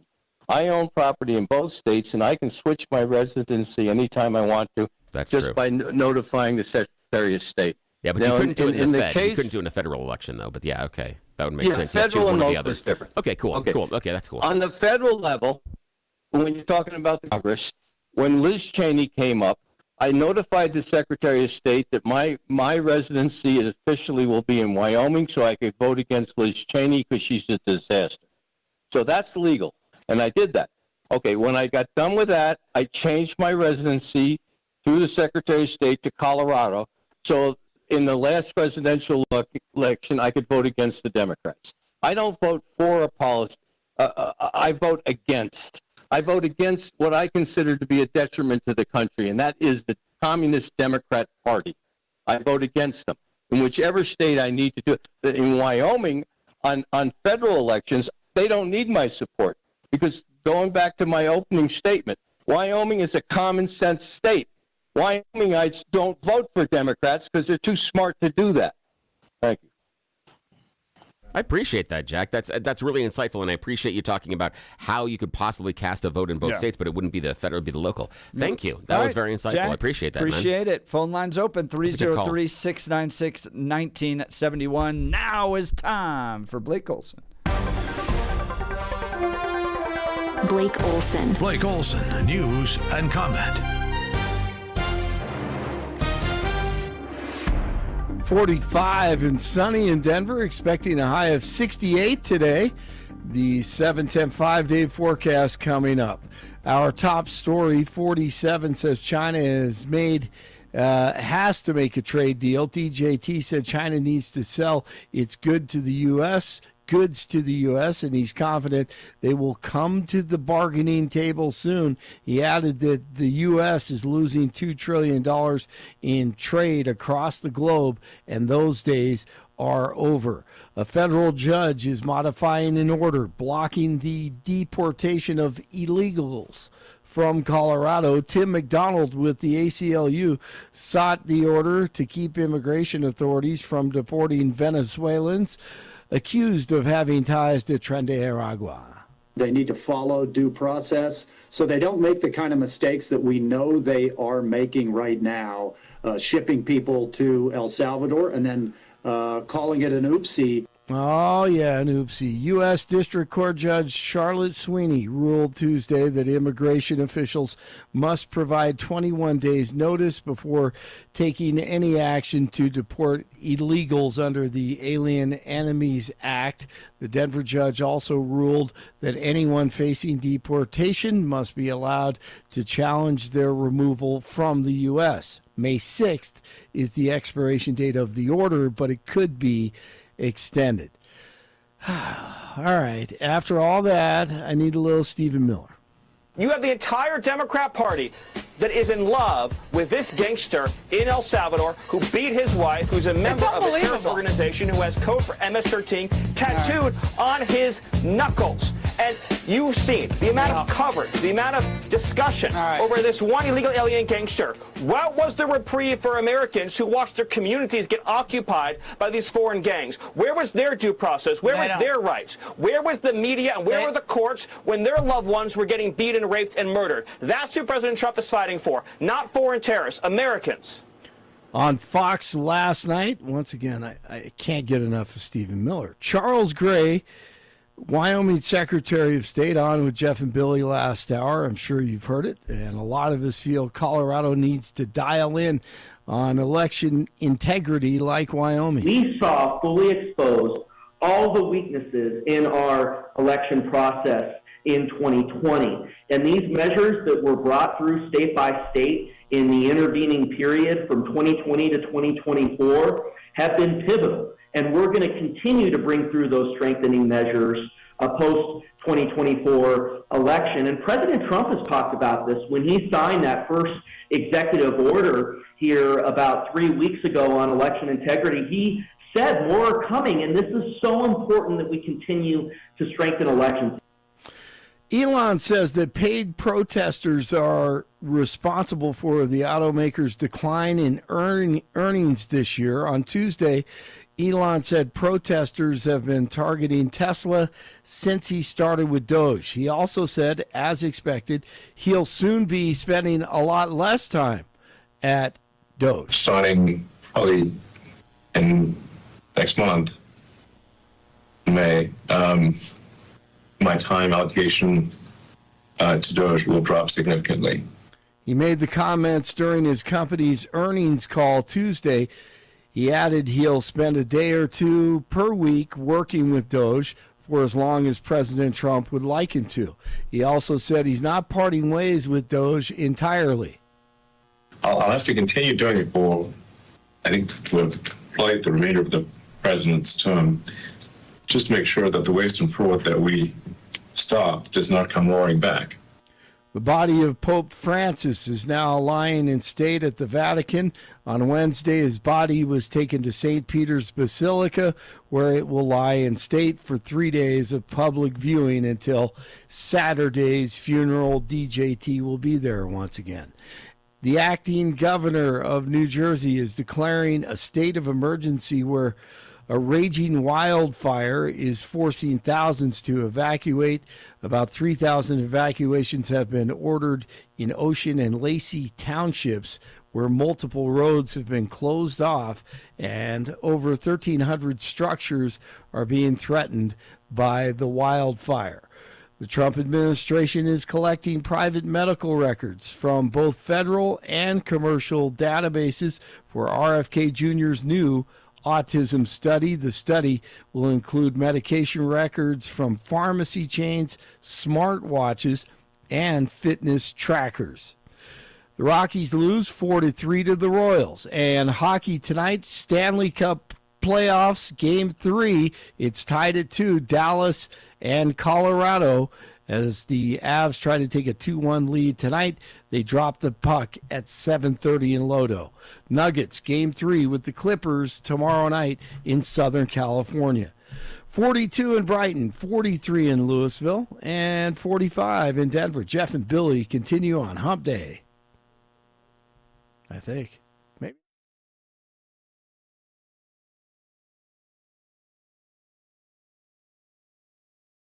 Some developing upslope will bring some changing weather to the Front Range in the days ahead. Temperatures will be slightly cooler, and chances of showers and thunderstorms will be going up. Highs today mid to upper 60s with scattered showers and thunderstorms this afternoon and tonight. Lows 40s. Highs will be 60s Thursday and near 60 Friday with scattered afternoon showers and thunderstorms possible both days. Weather sponsored by Colorado's Best Roofing, reminding you to protect your home from the harsh Colorado weather and schedule your free, no-obligation roof inspection today at roofingcolorado.com. That's roofingcolorado.com. Meteorologist Don Day in the 710 KNUS Weather Center.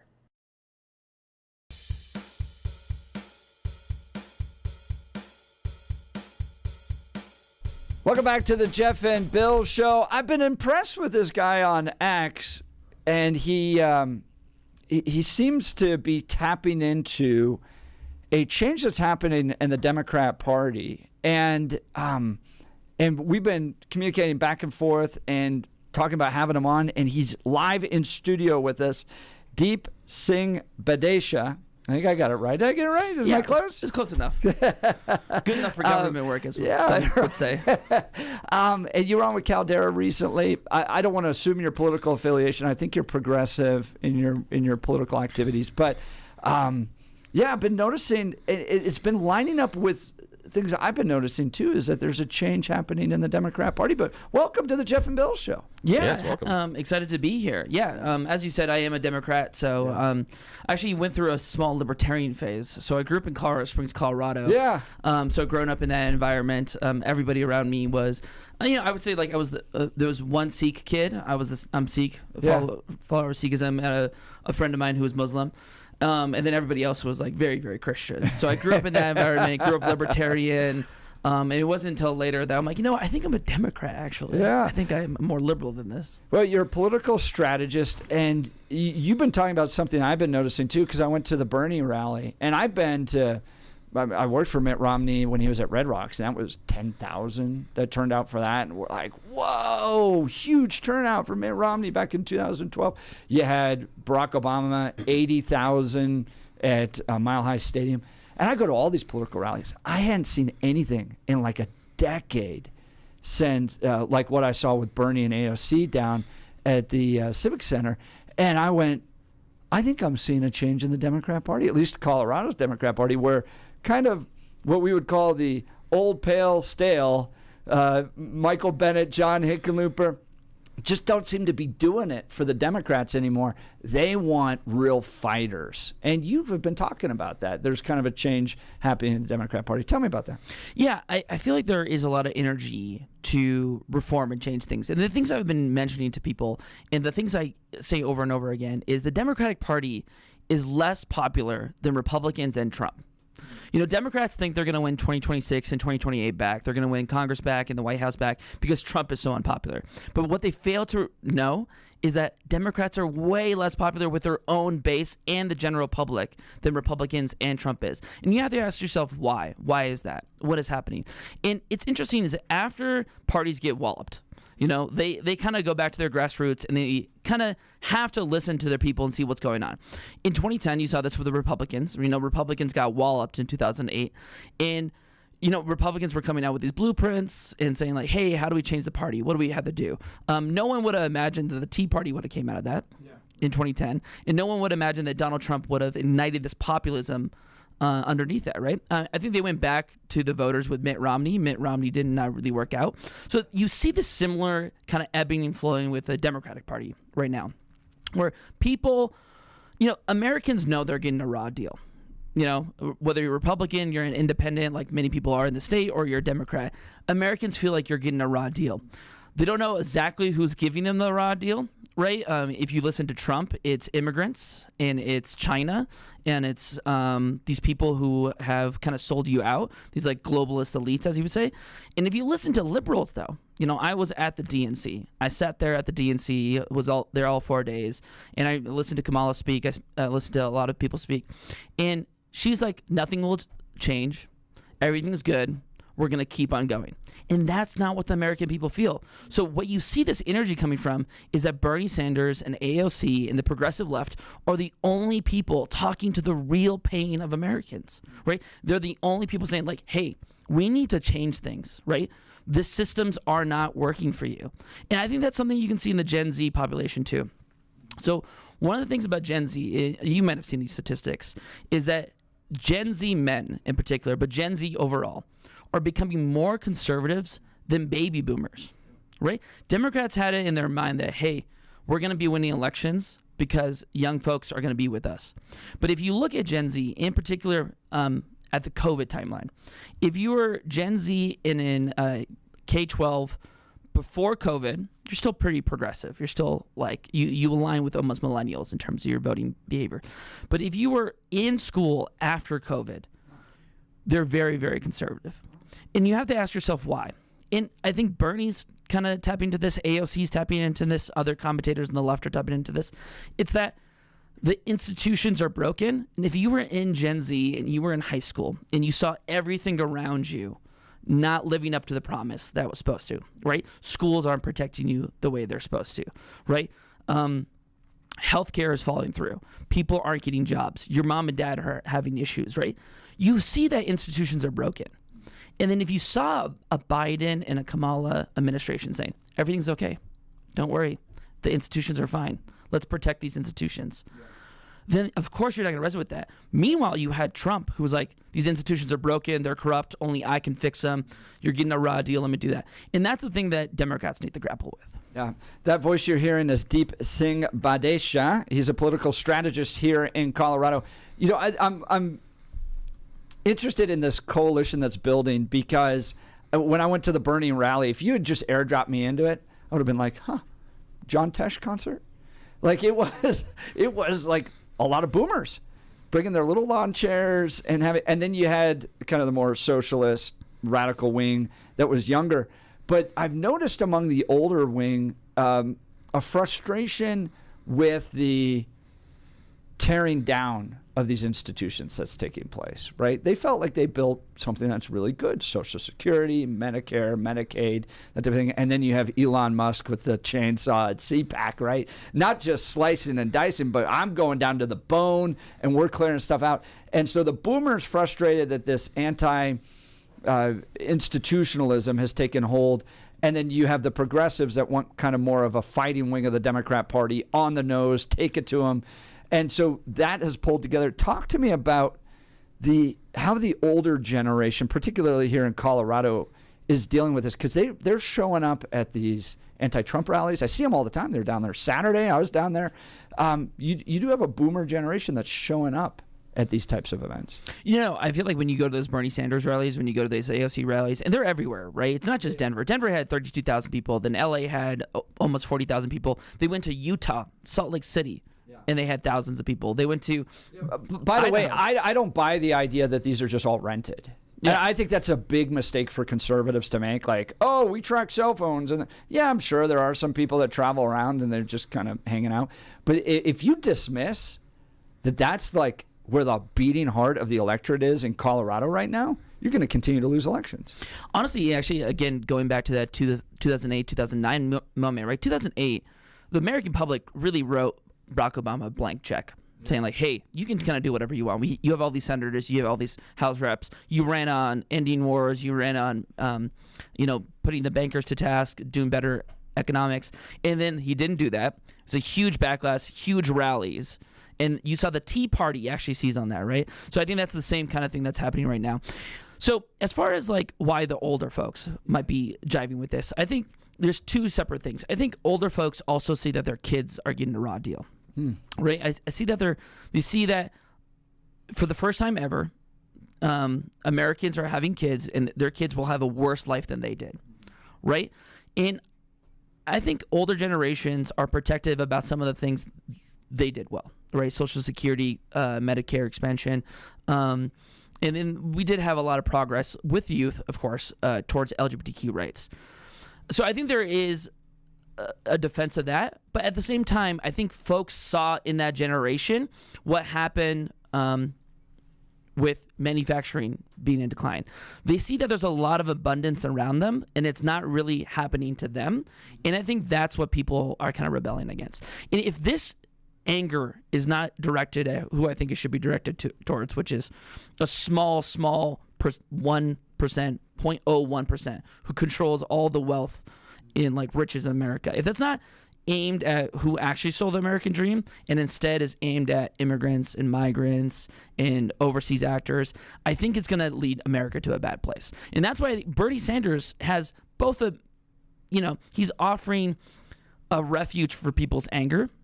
In many ways, AOC is doing that as well, but they're offering a better, more optimistic future, right? Donald Trump, at the end of the day, is saying, the world's a scarce place. It's a scary place. It's a dog-eat-dog world. It's either you or me, and we got to fight for that. Bernie Sanders and AOC are saying there is enough to go around and there is enough to share, as long as these 1% of oligarchs and billionaires aren't hoarding it. That voice you're hearing is Deep Singh Badesha. He's a political strategist here in Colorado.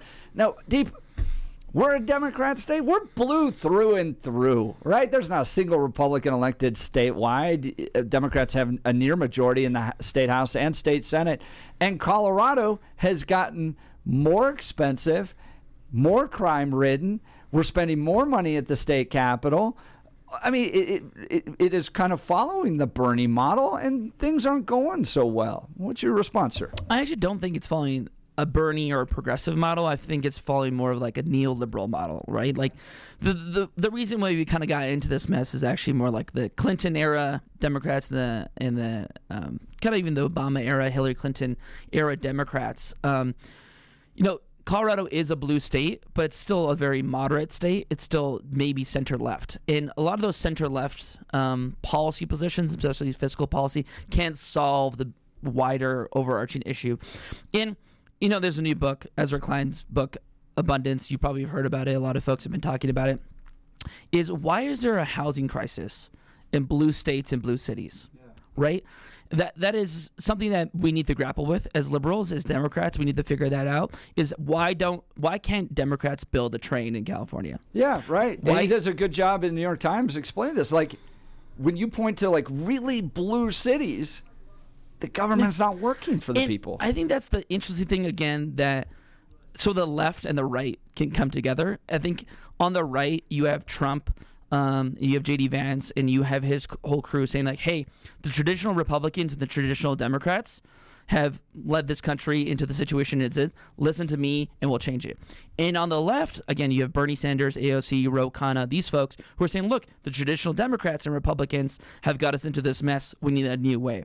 So on both kind of flanks, the traditional model is under attack. That's Deep Singh Badesha. He's a political strategist here in Colorado. He's going to join us. Feel free to give us a call if you'd like to join the conversation, 303-696-1971, or text us on the Dan Campos Law text line, 720-819-5115. People texting in, they saw you on the Caldera show, and they really liked your appearance there. So that's good to know. They're starting to track you. Well, we'll continue our conversation. You're listening to The Jeff and Bill Show. This is Denver's talk leader, News Talk 710, KNUS.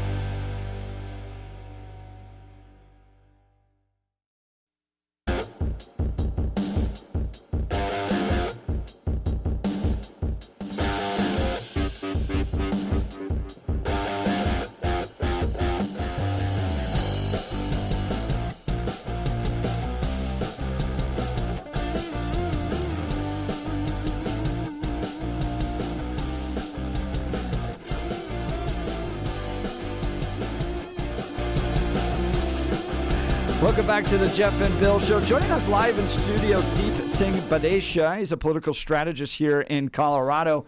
A Democrat. We actually got one to hang out with us. Hey, yes, we did. They have all the power, and we just kind of stand in our corners and go, boy, why don't you talk to us? We can count the number of Democrats that join the show on one hand and have fingers left over. Adam Frisch came on. Adam was always good about it. Ted Trempa, that's about it. And part of, Ted, part of Deep's background is that he's from Colorado Springs, so he kind of grew up around conservatives. And like we were just sharing this offline, I grew up going to Cherry Creek High School, no bastion of conservatism either. But when you grow up around people, you just go, well, they just disagree. They have a different worldview. We can talk. That's why I go down to the rallies. I'm not intimidated to go talk to people in rallies. And Deep, thanks for being on. Appreciate it. Yeah, happy to be here. Excited to be here. So let's start talking Democrat primaries. I mean, that's really probably just going to control the state. I mean, it's going to take a while for things to turn around in Colorado for Republicans. So whoever wins the Democrat primary, at least odds are, is going to end up winning the general. Let's go governor, right? You've got Michael Bennet, Phil Weiser vying for that, maybe some other folks. Talk to us about how you guys are seeing that play out. You know, it's interesting. Like coming into 2026, a lot of people were like very excited by the gubernatorial race in particular in Colorado. Because like, oh, we have a young bench, right? We have like Jason Crow, we have Brittany Pedersen, we have Joe Neguse, diverse folks. And at the state capitol level, we also had a lot of folks. We have like, you know, young mayors, really interesting bench. So folks were like, okay, it's going to be interesting. Now we're kind of left with Michael Bennet, who's been in Colorado politics for a very, very long time. He's probably been a U.S. Senator more than some voters will be voting for him, so that'll be interesting. Well, and I think a lot of us are pointing out, all right, 20 years in public service and the success record, I don't know. You know? Yeah, and I think some Democratic voters are going to be grappling with that. It'll be interesting. And then Phil Weiser, who's been a pretty successful attorney general for sure. And I think it's interesting is like, you know, there was a moment where it might have been Phil Weiser versus Joe Neguse or Phil Weiser versus Jenna versus Joe, right? Where I think Phil would have been actually seen as like the older white dude, moderate, more moderate. Now Phil's a young, vibrant, progressive star, right? So it's very interesting. And it's fascinating that Michael Bennet launched, and he launched with Jason Crow's endorsement, Mike Johnson's endorsement, Joe Neguse's endorsement, and a bunch of other state folks' endorsement. And that's because Bennett's been here for a long time. He's part of the one of the original waves that turned Colorado from red to purple to blue, right? Especially with alliances with Obama in that team. But what's unique about that is he's going to be, if he becomes governor, he's going to be the third ever senator to governor to win while he's a sitting senator who gets to appoint his replacement. So the last time that happened, that was in New Jersey and then Alaska. One appointed someone who ended up being corrupt, and the other appointed his daughter. So not a great track record for that. And I think this interesting thing that you're seeing form on the Democratic side is sort of a shadow campaign for that U.S. Senate seat. Yeah. Right? And it's going to be like Michael Bennet, I think, is like taking a look at like Jason Crow, maybe Joe Neguse, and Mike Johnson, who all have huge fundraising chops to be like, hey, who's going to raise the most money?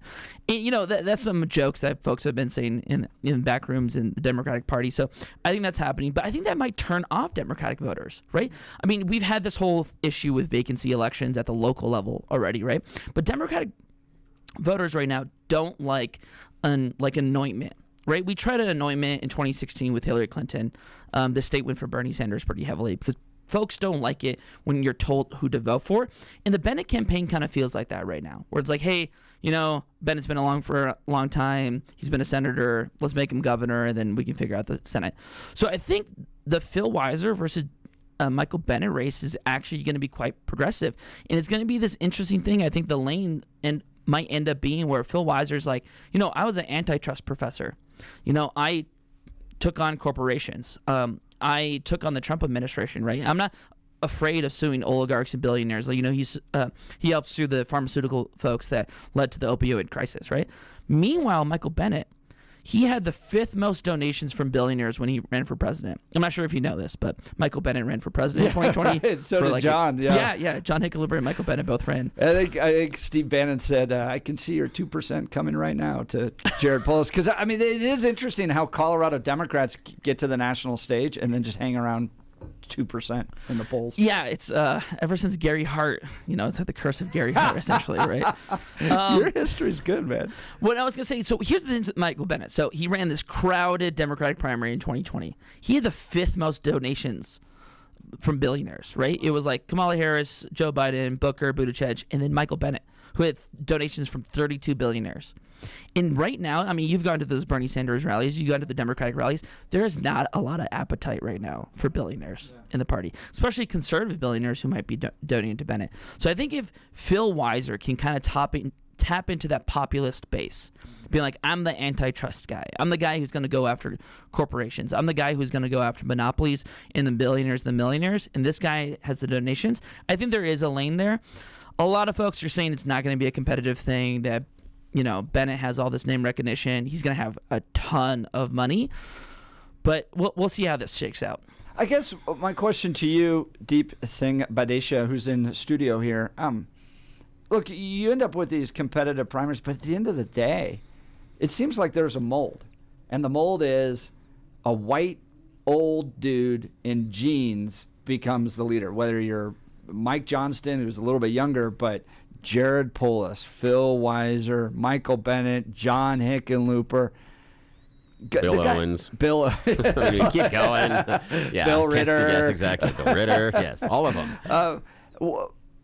Where is the diversity in the Democrat Party at the end of the day when it comes to the actual person taking office? I think, again, there's a lot of appetite. And the thing is, at the end of the day, I think the governor's race is going to be pretty milquetoast. The attorney general's race might spice up. Right now, your show's favorite person, Jenna Griswold, is running for attorney general. Next to only Kyle Clark. By the way. Yes. But yes. So Jenna Griswold is running against Michael Dougherty and Crisanta Duran. Two progressives right now are considering jumping in. One's going to be a progressive with a lot of left union backing. National Democrats might come into that. So it'll be a very interesting reckoning where, I think Jenna's might be, I think a lot of people think she's going to be a shoo-in for that, but I think it's going to be a competitive primary.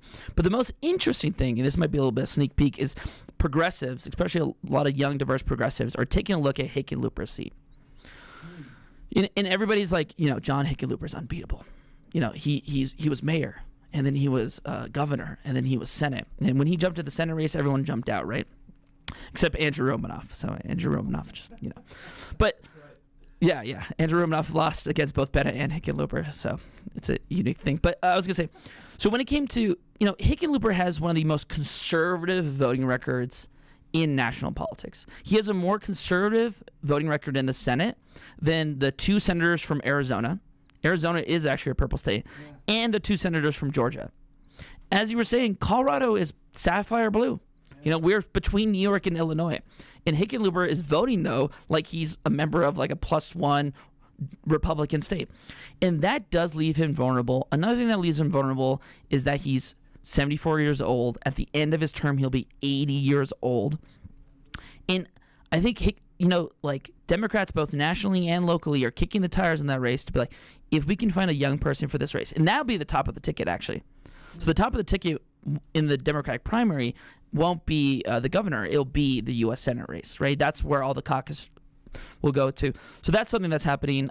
You probably saw that David Hogg, DNC vice chair, is going around. Yeah, with a lot of money, he's going around testing it. So I think that Hickenlooper race might be something that keep an eye on. Wow. That's Deep Singh Badesha is joining us here live in studio. We'll continue our conversation with a Democrat political strategist. You're listening to The Jeff and Bill Show. This is Denver's Talk Leader, News Talk 710 KNUS.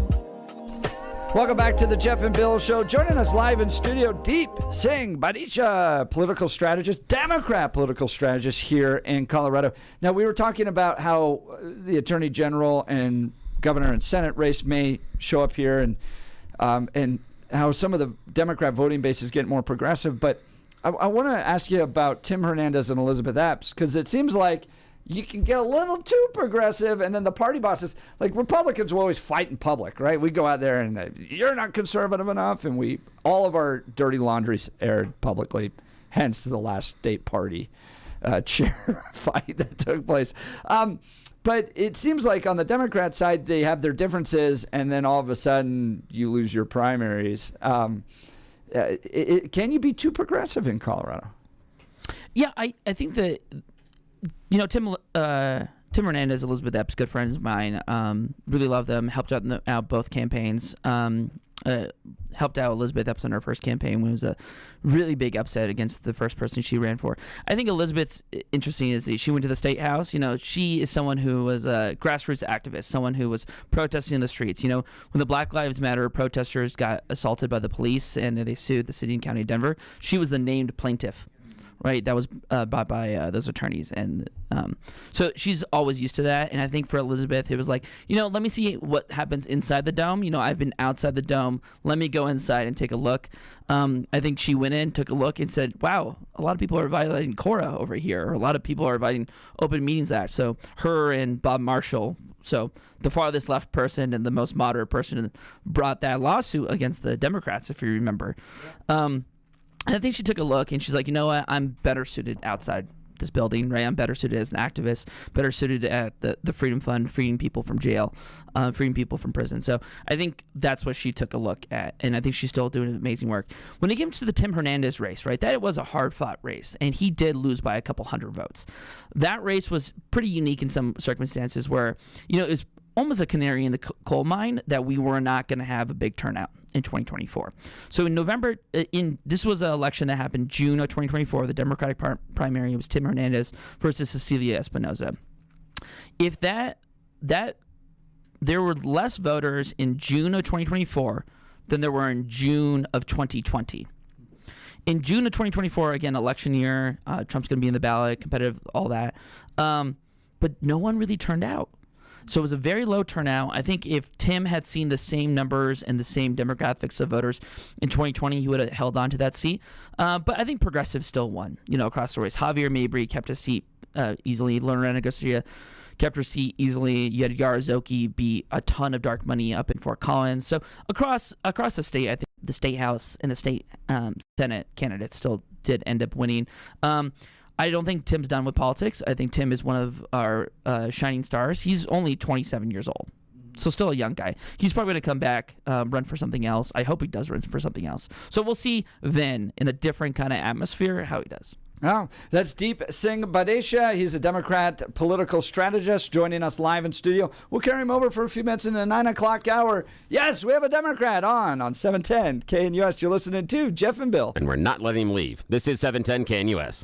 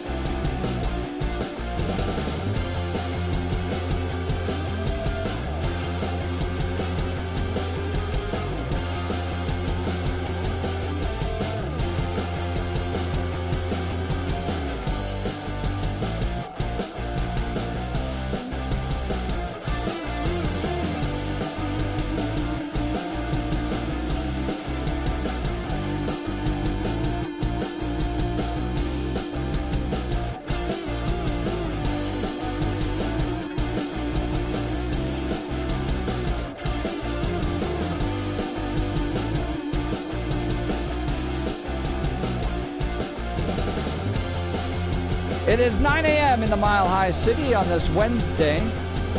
Is it Wednesday? I think it's Wednesday, April 23rd, 2025. Who knows? I got 4 kids in school. We're out late every night. You're listening to the Jeff and Bill Show, News Talk 710 KNUS. I'm your co-host, Jeff Hunt, along with Bill Thorpe, bringing you the freshest insights and hottest takes from the right, left, and center. And we actually have the left in studio. They're coming to hang out with us. Deep Singh Badesha is joining us. He's a Democrat political strategist live in studio. Text message is very positive. Great guest, level-headed, common sense. They appreciate you reasoning through these issues with us. So thank you, brother. That's great. Let's talk about how people can connect with you. So on X, learn more about you. Deep, not shallow. Right? Yeah, the artist formerly known as Twitter. I still refer to it as Twitter. No matter what Elon Musk does in both X or Doge, gotta call it Twitter. Yeah, deep, not shallow. So DEEPNOT shallow. Deep, not shallow. All right. You also can go to deepnotshallow.com, trying to start more Substack stuff. Nice. Where I was previewing the Democratic Party races. I actually had the scoop on the Michael Bennet thing, so you can go back. I wrote in January that Michael Bennet was going to maybe hop into the governor's race. I actually got a text message from one of Bennett's staffers in D.C. He's like, no way. I was like, bro, just keep watching. And that staffer later texted me like, yeah, you were right. Well, what I appreciate, and I think our listeners have appreciated too, is a good conversation about all this. Because when I go down to these rallies, right, and they have their little signs like, Trump's not a king. And I'm like, okay, well, what is he doing that makes him a king? Everything. Anything in particular? All of it. Okay. And it makes for really fun videos on the conservative side. But your willingness to come in and have a conversation, I really appreciate it. I do want to ask you this, though. I grew up in Colorado. You grew up in Colorado. This is a different state than when I grew up in. It is getting more and more progressive in its worldview. But to me, it seems like things aren't working in some capacities. And I've asked my other Democrat friends this too. Like, we look at crime. We look at the funding that's now going into the state capitol. $43.9 billion budget just passed. We're spending more money than we've ever spent before. And it just doesn't seem like some of these policy programs are working. Is there a time where you guys take a step back and go, we have all the power, we have all the control, maybe we need to adjust our policies a little bit here? Or is it we just need to be more progressive? If we just took more money from people in the form of taxes and got more progressive in our policies, then things would work. Help me understand the self-reflection that takes place in a state where you have total control. Yeah, the thing is that the Democratic Party at the end of the day is still pretty divided, both nationally and locally, right? I think one of the biggest fights you can see is between, the Democrats that are looking after like blue-collar jobs, working-class jobs, and the middle class, versus Democrats who are more traditionally fond of protecting business as usual, right? And that's the thing. Like, when Biden and Kamala ran, business as usual. I think when Bennett's kind of running for governor, he's trying to change tax, but it's going to feel like business as usual, right?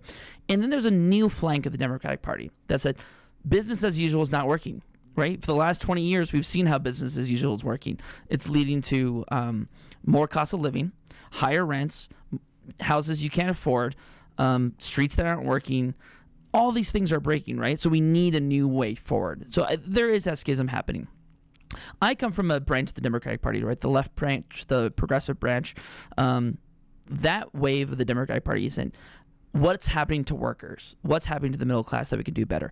And one of the things you can look at is that the fights that's happening around unionization, right? You probably heard about the Labor Peace Act, right? That it takes 2 votes in Colorado to make a union, right? There is a big fight happening in the Capitol where Democrats will pass this probably out and the governor will probably veto it, right? That's one of the things that, unionization, when people, whether it's Trump or it's Democrats, look back on a storied age of America, right? When America had an industrial base and everyone had a good job. You can bring all those jobs back, but if those jobs don't have union protections, if they don't have union pensions, if they don't have weekends off and overtime pay and all these things, they're not going to be great jobs, right? And I think that's what Democrats have not been focusing on in the last couple of years, whether it's blue states, blue cities, is what does it look like to have a meaningful job? What does it have to have a job that both gives you dignity, that is productive, but that also, lets you afford to live in this state? That's Deep Singh Badesha, political strategist, joining us live in studio. Thank you again for a great conversation. Yes, thank you for coming down and being willing to hang out with us. I know we'll get some text messages wondering why you did this, why we would have a Democrat on. And we'll get others wanting to know when he can come back. Right. So, yeah, and it'll be nice. Most importantly, and I think you'll probably get some heat from your side, too, going, why were you on the Jeff and Bill show? You know how crazy right-wing Jeff is. But the fact that we get to have this in-depth conversation, I really appreciate it, brother. Thank you for coming across the barrier. Yeah, I'm glad to be here. I think one of the things is that at the end of the day, like, we have to get through this together, right? Like, people are in pain. You know, the right feels like they have a raw deal. And when Trump says it's for one thing, they go that way. When Democrats don't recognize that pain, it's not that. One of the things is going on these shows, whether it's like, going on radio programs or podcasts across the aisle. I think it's really important. Thanks for having me. I think a lot of actually Republican shows wouldn't have a Democrat, so glad to be here. Deep Singh Badesha. Follow him on X at Deep Not Shallow, DEEP. Shallow, SHALLOW, Deep Not Shallow. This guy, I can identify talent. This guy's going places. You're listening to the Jeff and Bill Show. We're going to get to news with Blake Olson. Blake Olson. Blake Olson, news and comment. 48 and sunny in Denver, expecting a high of 68 today. The 7-10 5-day forecast coming up. Our top story, J.D. Vance, with the latest this morning on the endless war between Ukraine and Russia and Europe influencing this disaster. We've issued a very explicit proposal to both the Russians and the Ukrainians, and it's time for them to either say yes or for the United States to walk away from this process. We've engaged in an extraordinary amount of diplomacy, of on-the-ground work. We've really tried to understand things from the perspective of both the Ukrainians and the Russians. What do Ukrainians care the most about? What do the Russians care the most about? And I think that we've put together a very fair proposal. We're going to see if the Europeans, the Russians, and the Ukrainians are ultimately able to get this thing over the finish line. Again, I feel pretty optimistic about it. Bottom line, DJT and Vance want them to stop the killing or we're out. Stocks are sharply higher for a second day in a row. It comes as investors hope the U.S. and China trade tensions may calm soon. And DJT said he has no plans to remove Federal Reserve Chairman Jerome Powell from his position. The Dow, the industrial average, has been up over 1,000 points, while the S&P 500 and the NASDAQ have been up over 3%. DJT says that he's confident China will come to the bargaining table with the tariffs. Kevin Hassett, director of National Economic Council, the National Economic Council, on Stegall this morning, and he says we have a great example already on how this will happen. And I think that if you're looking for something to really feel buoyant about, to celebrate, think about it this way. It's probably the case that historically, the country that had the least beneficial trade policy towards the U.S. on earth was India. They had trade barriers. You can't buy this, you can't buy that. They had 85% tariffs on motorcycles, on Harley Davidsons. I mean, they were wrong in almost every direction. And to think about it, that they're the first ones coming to the table, that's a sign of the power of President Trump's strategy. Hope so. Will Colorado ever have the election integrity that Wyoming has? We pray. The Secretary of State from WYO, Chuck Gray, was on with the fellas this morning. We saw fully exposed all the weaknesses in our election process in 2020. And these measures that were brought through state by state in the intervening period from 2020 to 2024 have been pivotal. And we're going to continue to bring through those strengthening measures post-2024 election. And President Trump has talked about this when he signed that first executive order here about 3 weeks ago on election integrity. He said more are coming, and this is so important that we continue to strengthen elections. The public is lining up to pay their respects to Pope Francis. His body is lying in state at St. Peter's Basilica for 3 days of public viewing. The Democrats' new crazy star, Jazzy Jazz, Jasmine Crockett, on the late night circuit with a former comedian. I actually wanted to be an anesthesiologist. So I've always been really good at math and science, but I didn't want to talk to people. You wanted to put people to sleep, and you kind of are doing the opposite thing now. Yes, I want them to be woke now. Yeah, she actually told the truth there. She definitely wants everyone to be woke, and those who are paying her want her to push the woke as much as possible, and she's doing a great job doing that. Kroenke Sports, which owns Ball Arena, is making plans to redevelop the area around the venue. They submitted its concept plan for the first phase of the development earlier this week. The project will include 13-story hotel, 2 residential buildings, and a 5,000-seat performance venue. The Denver City Council approved rezoning for the area around the project site earlier this month. At the arena tonight, Game 3, Avs and Stars, Stanley Cup playoffs at 7:30. They drop the puck, and Nuggets fans, Game 3 is tomorrow with the Clippers in Southern California. 46 in Westminster, 47 in Lakewood, 48 in Denver. Jeff and Billy continue on Hump Day. It was proven to be connected to the internet. No, Billy. Joe. No, it wasn't. They Yes, weren't it improved. was. Here in Colorado? Well, then Wait, get Joe. the national Here in Colorado? director of it. Hang on, Joe. Yes, electricity again this morning with Joe and Billy. Love it. Blake Olson, News Talk 710 KNUS. Some developing upslope will bring some changing weather to the Front Range in the days ahead. Temperatures will be slightly cooler, and chances of showers and thunderstorms will be going up. Highs today mid to upper 60s with scattered showers and thunderstorms this afternoon and tonight. Lows 40s. Highs will be 60s Thursday and near 60 Friday with scattered afternoon showers and thunderstorms possible both days. Weather sponsored by Colorado's Best Roofing, reminding you to protect your home from the harsh Colorado weather and schedule your free, no-obligation roof inspection today at roofingcolorado.com. That's roofingcolorado.com. Meteorologist on Day in the 710 KNUS Weather Center.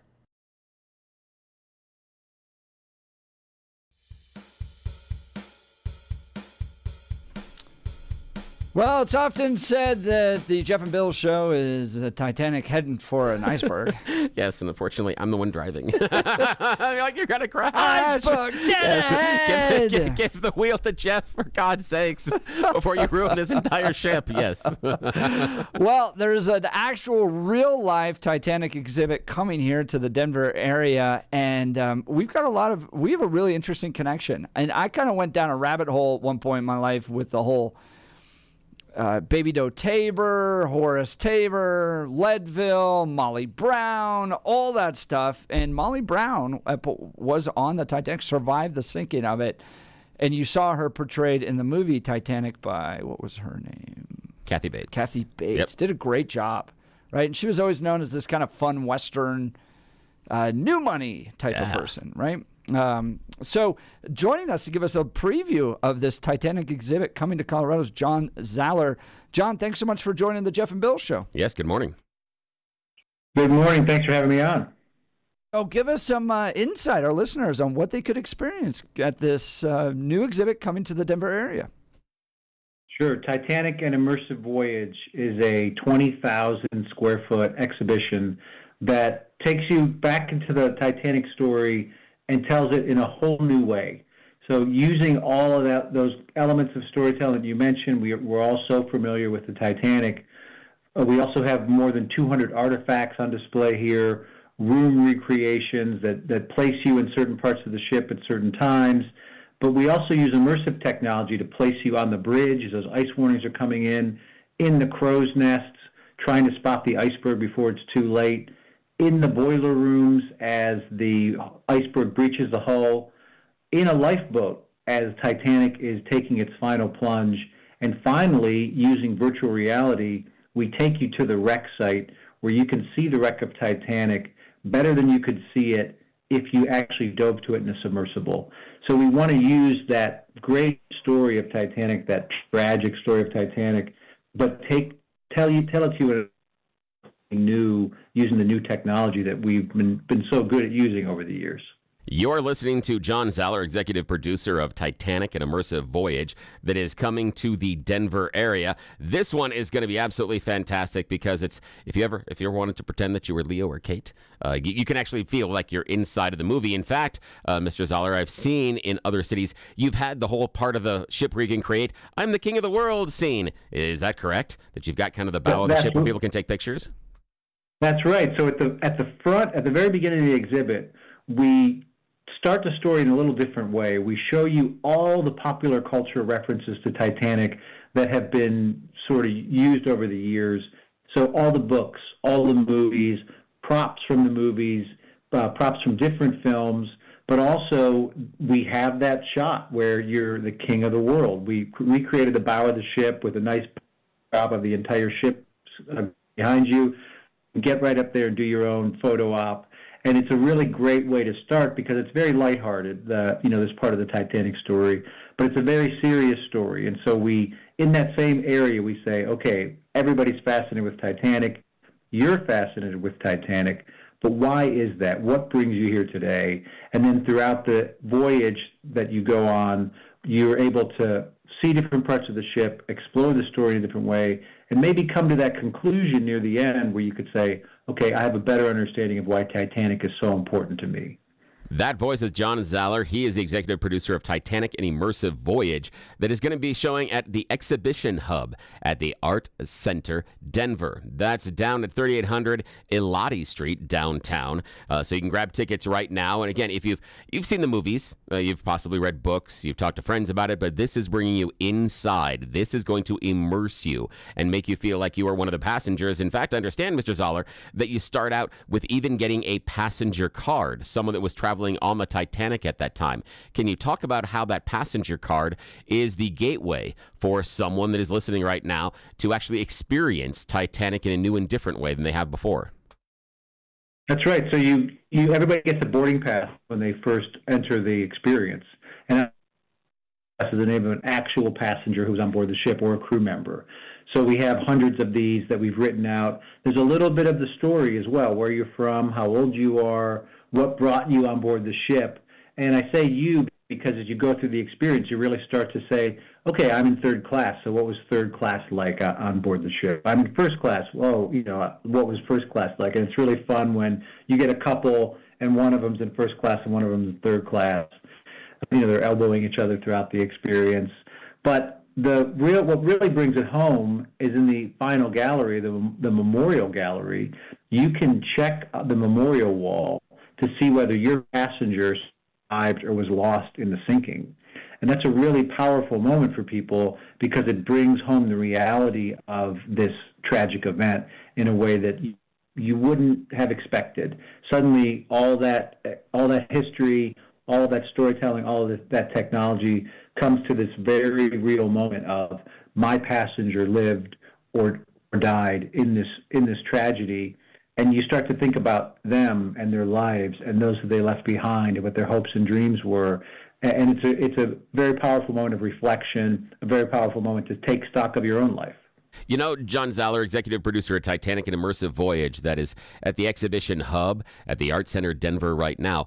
I thought that whole boarding pass was a really unique idea because, again, Jeff and I both have 4 kids, and the idea of taking our kids there and all of them getting a boarding pass, and of course, at the end, the kids are going to tease each other about who survived and who didn't, but it's going to be a touchstone. It's going to be something that is memorable because you have taken the journey along with the person on your boarding pass as you navigate through the story of Titanic, and you're experiencing it as if they would because, you do see the grand dining room. You guys have recreated the grand staircase. You see some of the wonderful parties that are going on, and then tragedy strikes, and you have done a wonderful, and again, it's immersive when these things are like VR without the VR headsets. It's ginormous screens and wonderful sets, and even recreating an actual lifeboat, the right size, right dimensions of what would be on the Titanic. So you do walk through the steps of the passengers that are there, and you're sharing the journey with the person on your boarding pass, and then at the end, you decide and you see,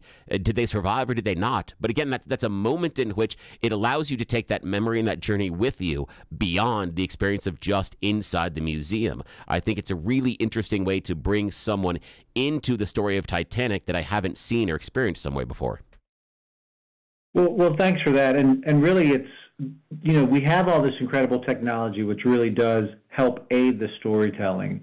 But the story itself is so powerful. When you think about it, something as low tech as this boarding pass, and also at the end of the experience in that memorial room, we actually asked guests to write out on a Marconigram a message to their passenger, to that passenger that they were traveling with.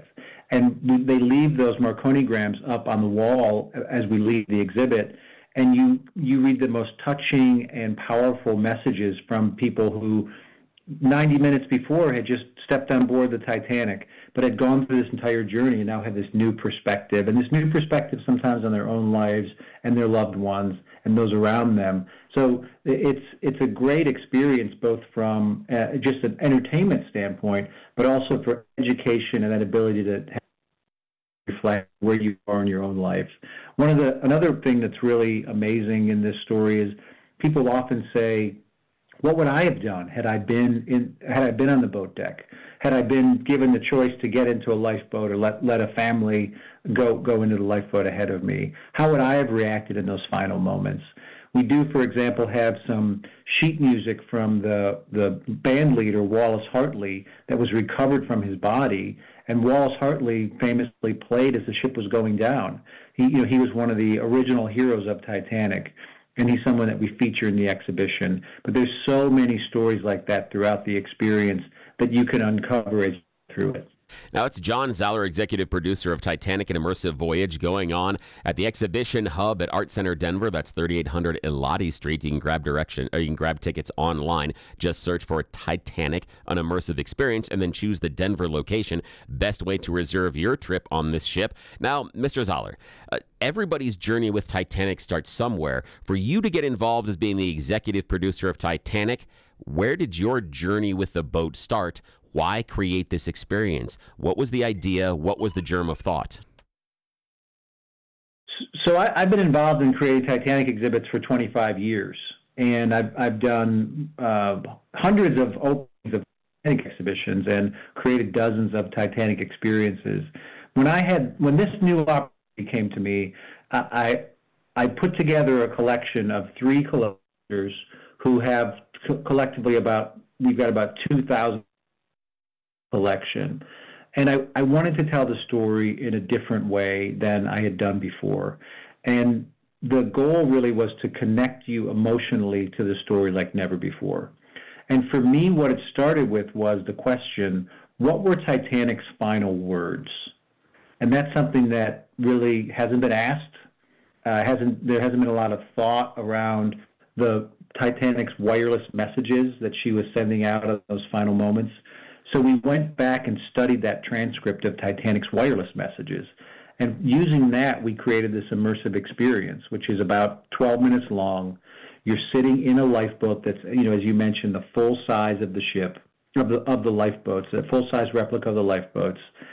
And you're watching Titanic go down by the head as her wireless messages appear on screen. You hear them over the audio, but then you see them transliterated on screen with the other messages that were coming in from other ships in the area. And that's the genesis of the entire creation of Titanic and Immersive Voyage.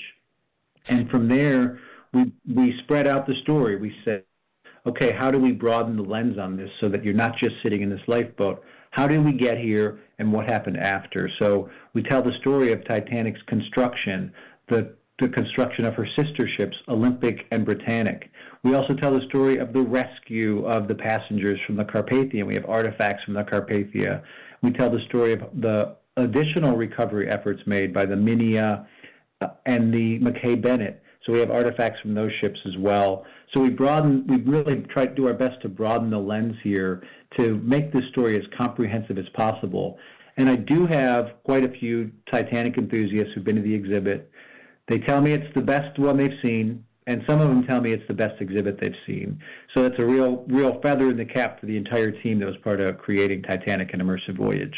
Yeah, I would say, like, to parents or even someone that has a significant other and they're not really a history buff or something, this is a way to get them engaged that I've never seen before. Now, Mr. Zaller, executive producer of Titanic and Immersive Voyage, you talked about the number of exhibits and things you've been involved with Titanic. Why? How did Titanic take a hold of a young John or a John in his formative years? What was it about Titanic that has grabbed you, held on to you, and you've done so many exhibits? What's the reason? I just want to know where that curiosity started. Well, for me, so I was always a fan, fascinated with the Greek and Roman myths, especially the Greek tragedies. And Titanic is the Greek tragedy of our modern era. It's a story that no matter how many times you come back to it, there's always a new lesson to learn. And it's a story that as you get older, there's different lessons to learn. So you can learn something about Titanic when you're a kid, and we do see a lot of fascination with kids who, it seems like it's dinosaurs and then it's Titanic. There's so many facts around Titanic that you can learn when you're young.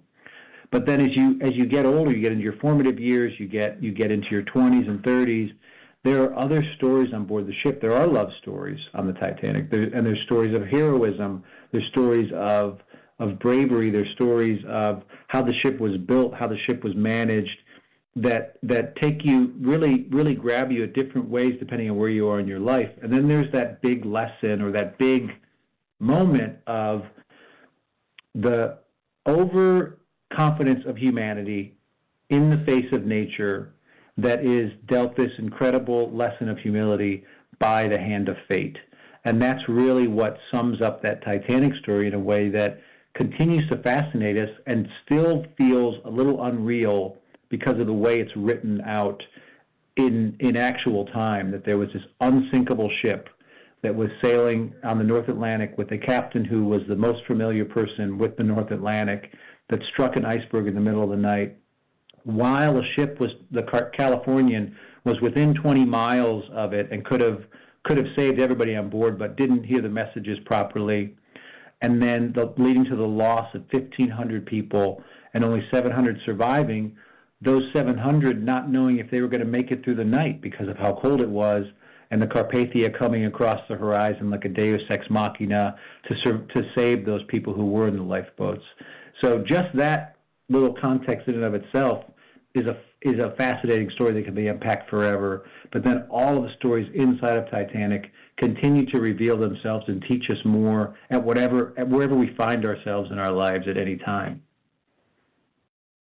That's John Zaller, executive producer of Titanic, an immersive voyage that's now where you can purchase tickets if you go to expo-titanic.com. That's expo-titanic.com. And then click on Denver and get tickets for this really immersive experience taking place here in Denver, Colorado. Now, I connected to Denver with Molly Brown. Help our listeners understand who the unsinkable Molly Brown was. So Molly Brown is, in a lot of ways, she is the Titanic story. I mean, she certainly is in Denver, but she really is this incredible symbol of the resilience of the Titanic passengers. She was born in Missouri, moved to Leadville, made her own way there, and was working when she met J.J. Brown. He was a ambitious miner who thought that there was something else in those silver mines that had been closed down. He had a sense that there was gold in there. He got some funding. Turned out he was right, and Molly and J.J. suddenly were incredibly wealthy, very wealthy. Molly had always been somebody who supported those less fortunate, those in need, supported the arts, was a big advocate for women's rights as well. And so with her newfound wealth, she continued to build on that spirit that she had of helping those less fortunate. She also did enjoy the riches that they benefited from, so they did a lot of traveling. And Molly was traveling around Europe when she heard the Titanic was setting sail from Cherbourg. She changed her plans to travel on Titanic back to the U.S. and while on board the ship, enjoyed all the luxuries that were affordable to those in first class, and those were many. Titanic was really considered to be better than the finest hotels in Europe in terms of first class lodging and amenities and offerings. But on that night, April 14th, 1912, which we celebrated and honored just a few days ago, Molly Brown got in a lifeboat and was really the person who kept the spirits up on board the lifeboat that night in her lifeboat. She was making sure that everybody was rowing at different times to stay warm. She actually at one point insisted that they go back to rescue some passengers that were in the water. That she was overruled because everybody was terrified that those in the water would end up swamping the lifeboat if it came in anywhere near them.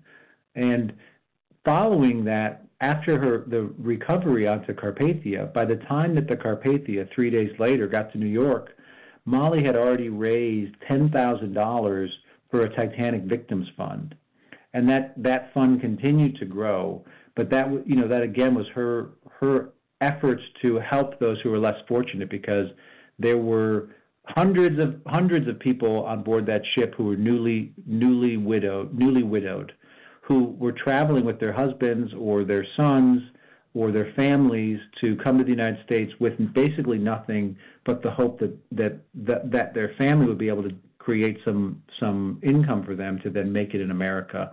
Now they have nothing. And we do in the exhibit feature a deck chair from the Carpathia, which is a very powerful moment when you see that widow's chair, as we call it, that so many widows would have sat in. But Molly then went on to great fame. There was a Broadway show made about her. She became known as the unsinkable Molly Brown, and she used that fame to further her other causes for women's rights, the women's right to vote, helping those less fortunate. And that's something that she continued with for her whole life. And she donated to many causes, including helping to build the Immaculate Conception Cathedral in downtown Denver. That's John Zaller, the executive producer of Titanic and Immersive Voyage. Final question for you this morning, Mr. Zaller. Okay, you've set up the exhibit. What is the part of the exhibit that you keep coming back to? The part that is, I hate to say your favorite, but the part that you feel most impactful.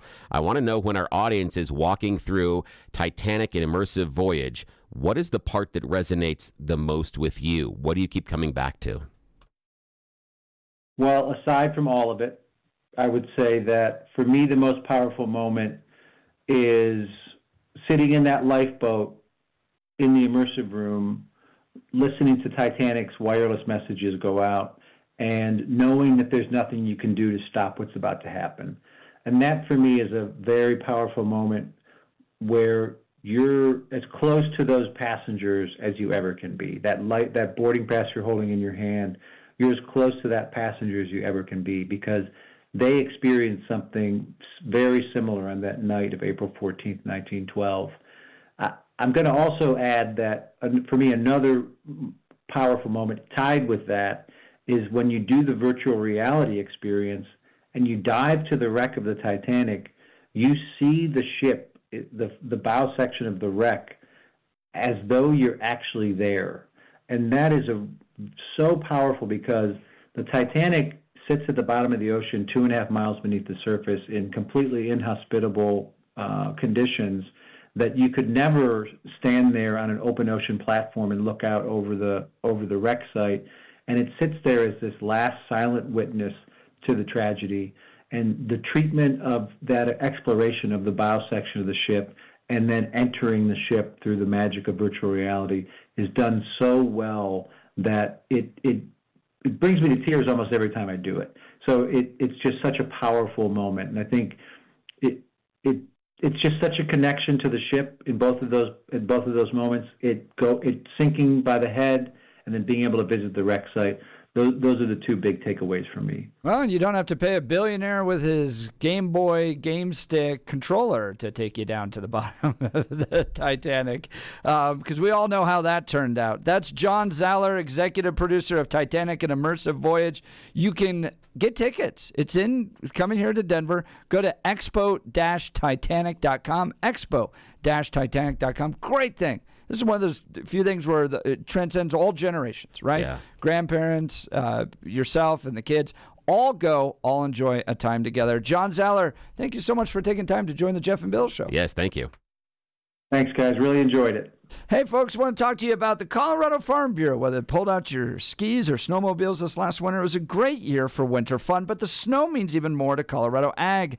And I want you to know that our state's farmers and ranchers are doing their part to protect our future water resources. The people of Colorado agriculture always have conservation, efficiency, and reuse top of mind when it comes to water use. As the metro area continues to grow, the Colorado Farm Bureau leads talks with state policymakers about preserving water for all areas of the state as pressure on the water system grows. It's going to take all of us to find a solution. My friends at the Colorado Farm Bureau are leaders in water conservation and water policy. They understand how to balance water for crops and water for families, and they're doing more with less. You can do your part. I recommend you join and become a member today. Go to coloradofarmbureau.com. That's coloradofarmbureau.com to join the great people there. We'll continue. Pete Boyles is joining us live in studio next. You're listening to The Jeff and Bill Show. This is Denver's Talk Leader. We are News Talk 710 KNUS.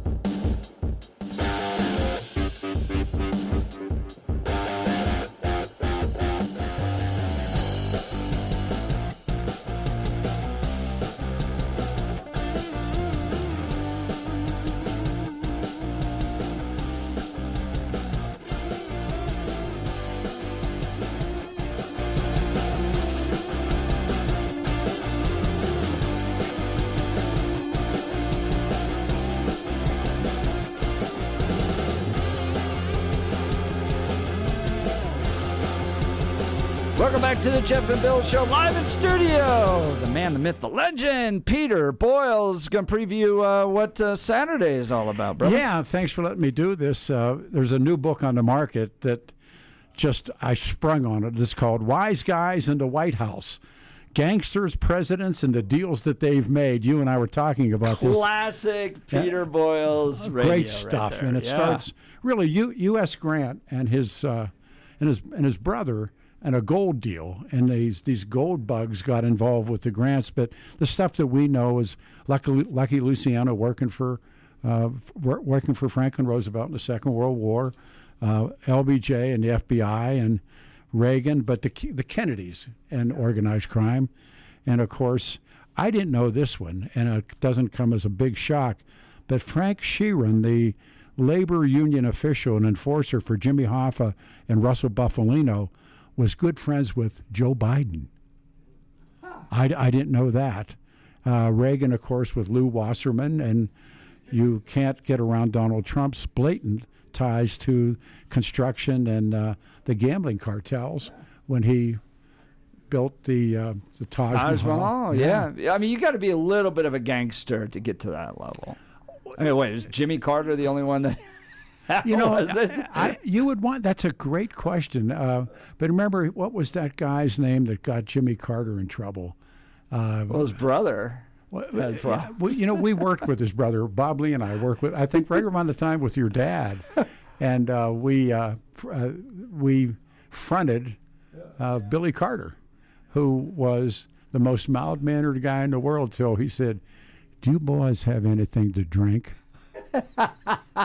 And then it opened up. I mean, even the Bush is a little bit of a gangster there. Prescott Bush. Right. Yeah. Romney, Bain Capital, just kind of a different form of gangsterism. But it's interesting to see these guys, directly connected. I knew about FDR and Lucky Luciano and the Second World War and the docks and the piers, and he kept it clean. And then he used Lucky. When they invaded Sicily and Italy, they used the organized crime guys there too. So American CIA did that, which doesn't shock you because of what the American CIA will do later. Yeah. So no, it's a wonderful book. And are you just going to discuss the book? Do you have the author on? Or he's on. The author? Yeah, he's going to be coming on. I finished his book. His name is Eric, and it's DeZeno. And what a great title. Wise Guys in the White House, Gangsters, Presidents, and the Deals That They Made. Wow, that'll be fascinating. Yeah, he's great. That is must listen to. In fact, you had a great turnout for last week. Oh. All this is at 710knus.com. You can download the podcast, watch it on YouTube there. Show 9 to 1 on Saturdays. And I, for the first time in a long time, re-watched. I don't usually listen to myself or watch again, but I did watch that Saturday show because of the people that were here talking about Oklahoma City, and they were magnificent. I mean, the people. You still got it, Pete. You always bring in the best. Well, this guy ought to be something. Yeah, this will be a real great Jeff. show. 9 a.m. to 1 p.m. this Saturday. Peter Boyles. Don't miss it all at 710knus.com. You're listening to Jeff and Bill. This is Denver's talk leader, News Talk 710 KNUS.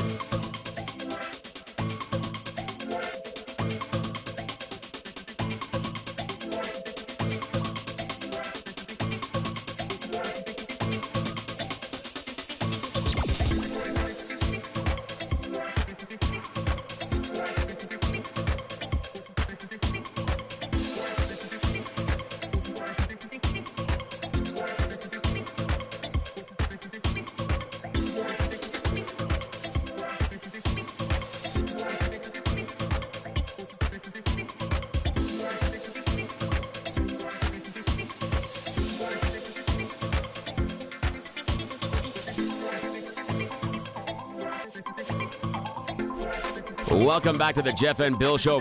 Boy, has it been busy. A lot of fun to be had today. Really cool conversations. I think one of the highlights, Deep Singh Badhesha, political strategist, progressive on the show. Yes, we got another Democrat on the show. That's crazy.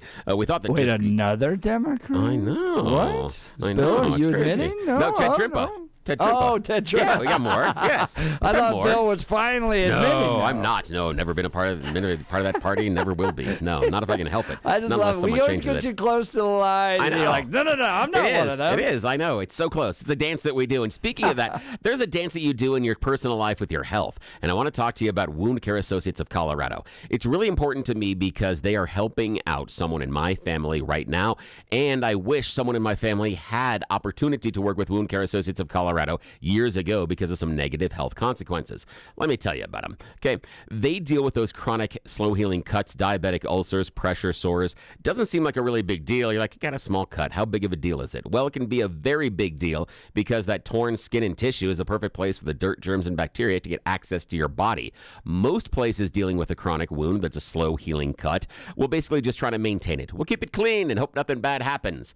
I'm not like that. Are you like that? You don't take the black tape and cover over the thing in the car. No. What you need to do is reach out at coloradowound.com to Wound Care Associates of Colorado because they will improve healing outcomes. They'll make sure that dirt, germs, and bacteria doesn't get in because that slow healing cut is going to heal properly. But more importantly, they do house calls. They come to your place and set up a private, personalized treatment plan just for you. You don't have to worry about transportation. Don't have to worry about taking time out of your day. All you got to do is go to coloradowound.com, and contact Wound Care Associates of Colorado. They're working with my daughter right now, and it has been a remarkable change. She had a slow healing cut that wasn't healing at all, and now that they're working with her, it has been a remarkable transformation. Don't mess around if someone in your life has a similar issue. Slow healing cut, diabetic ulcer, pressure sore, coloradowound.com, Wound Care Associates of Colorado. Back to you, Jeff.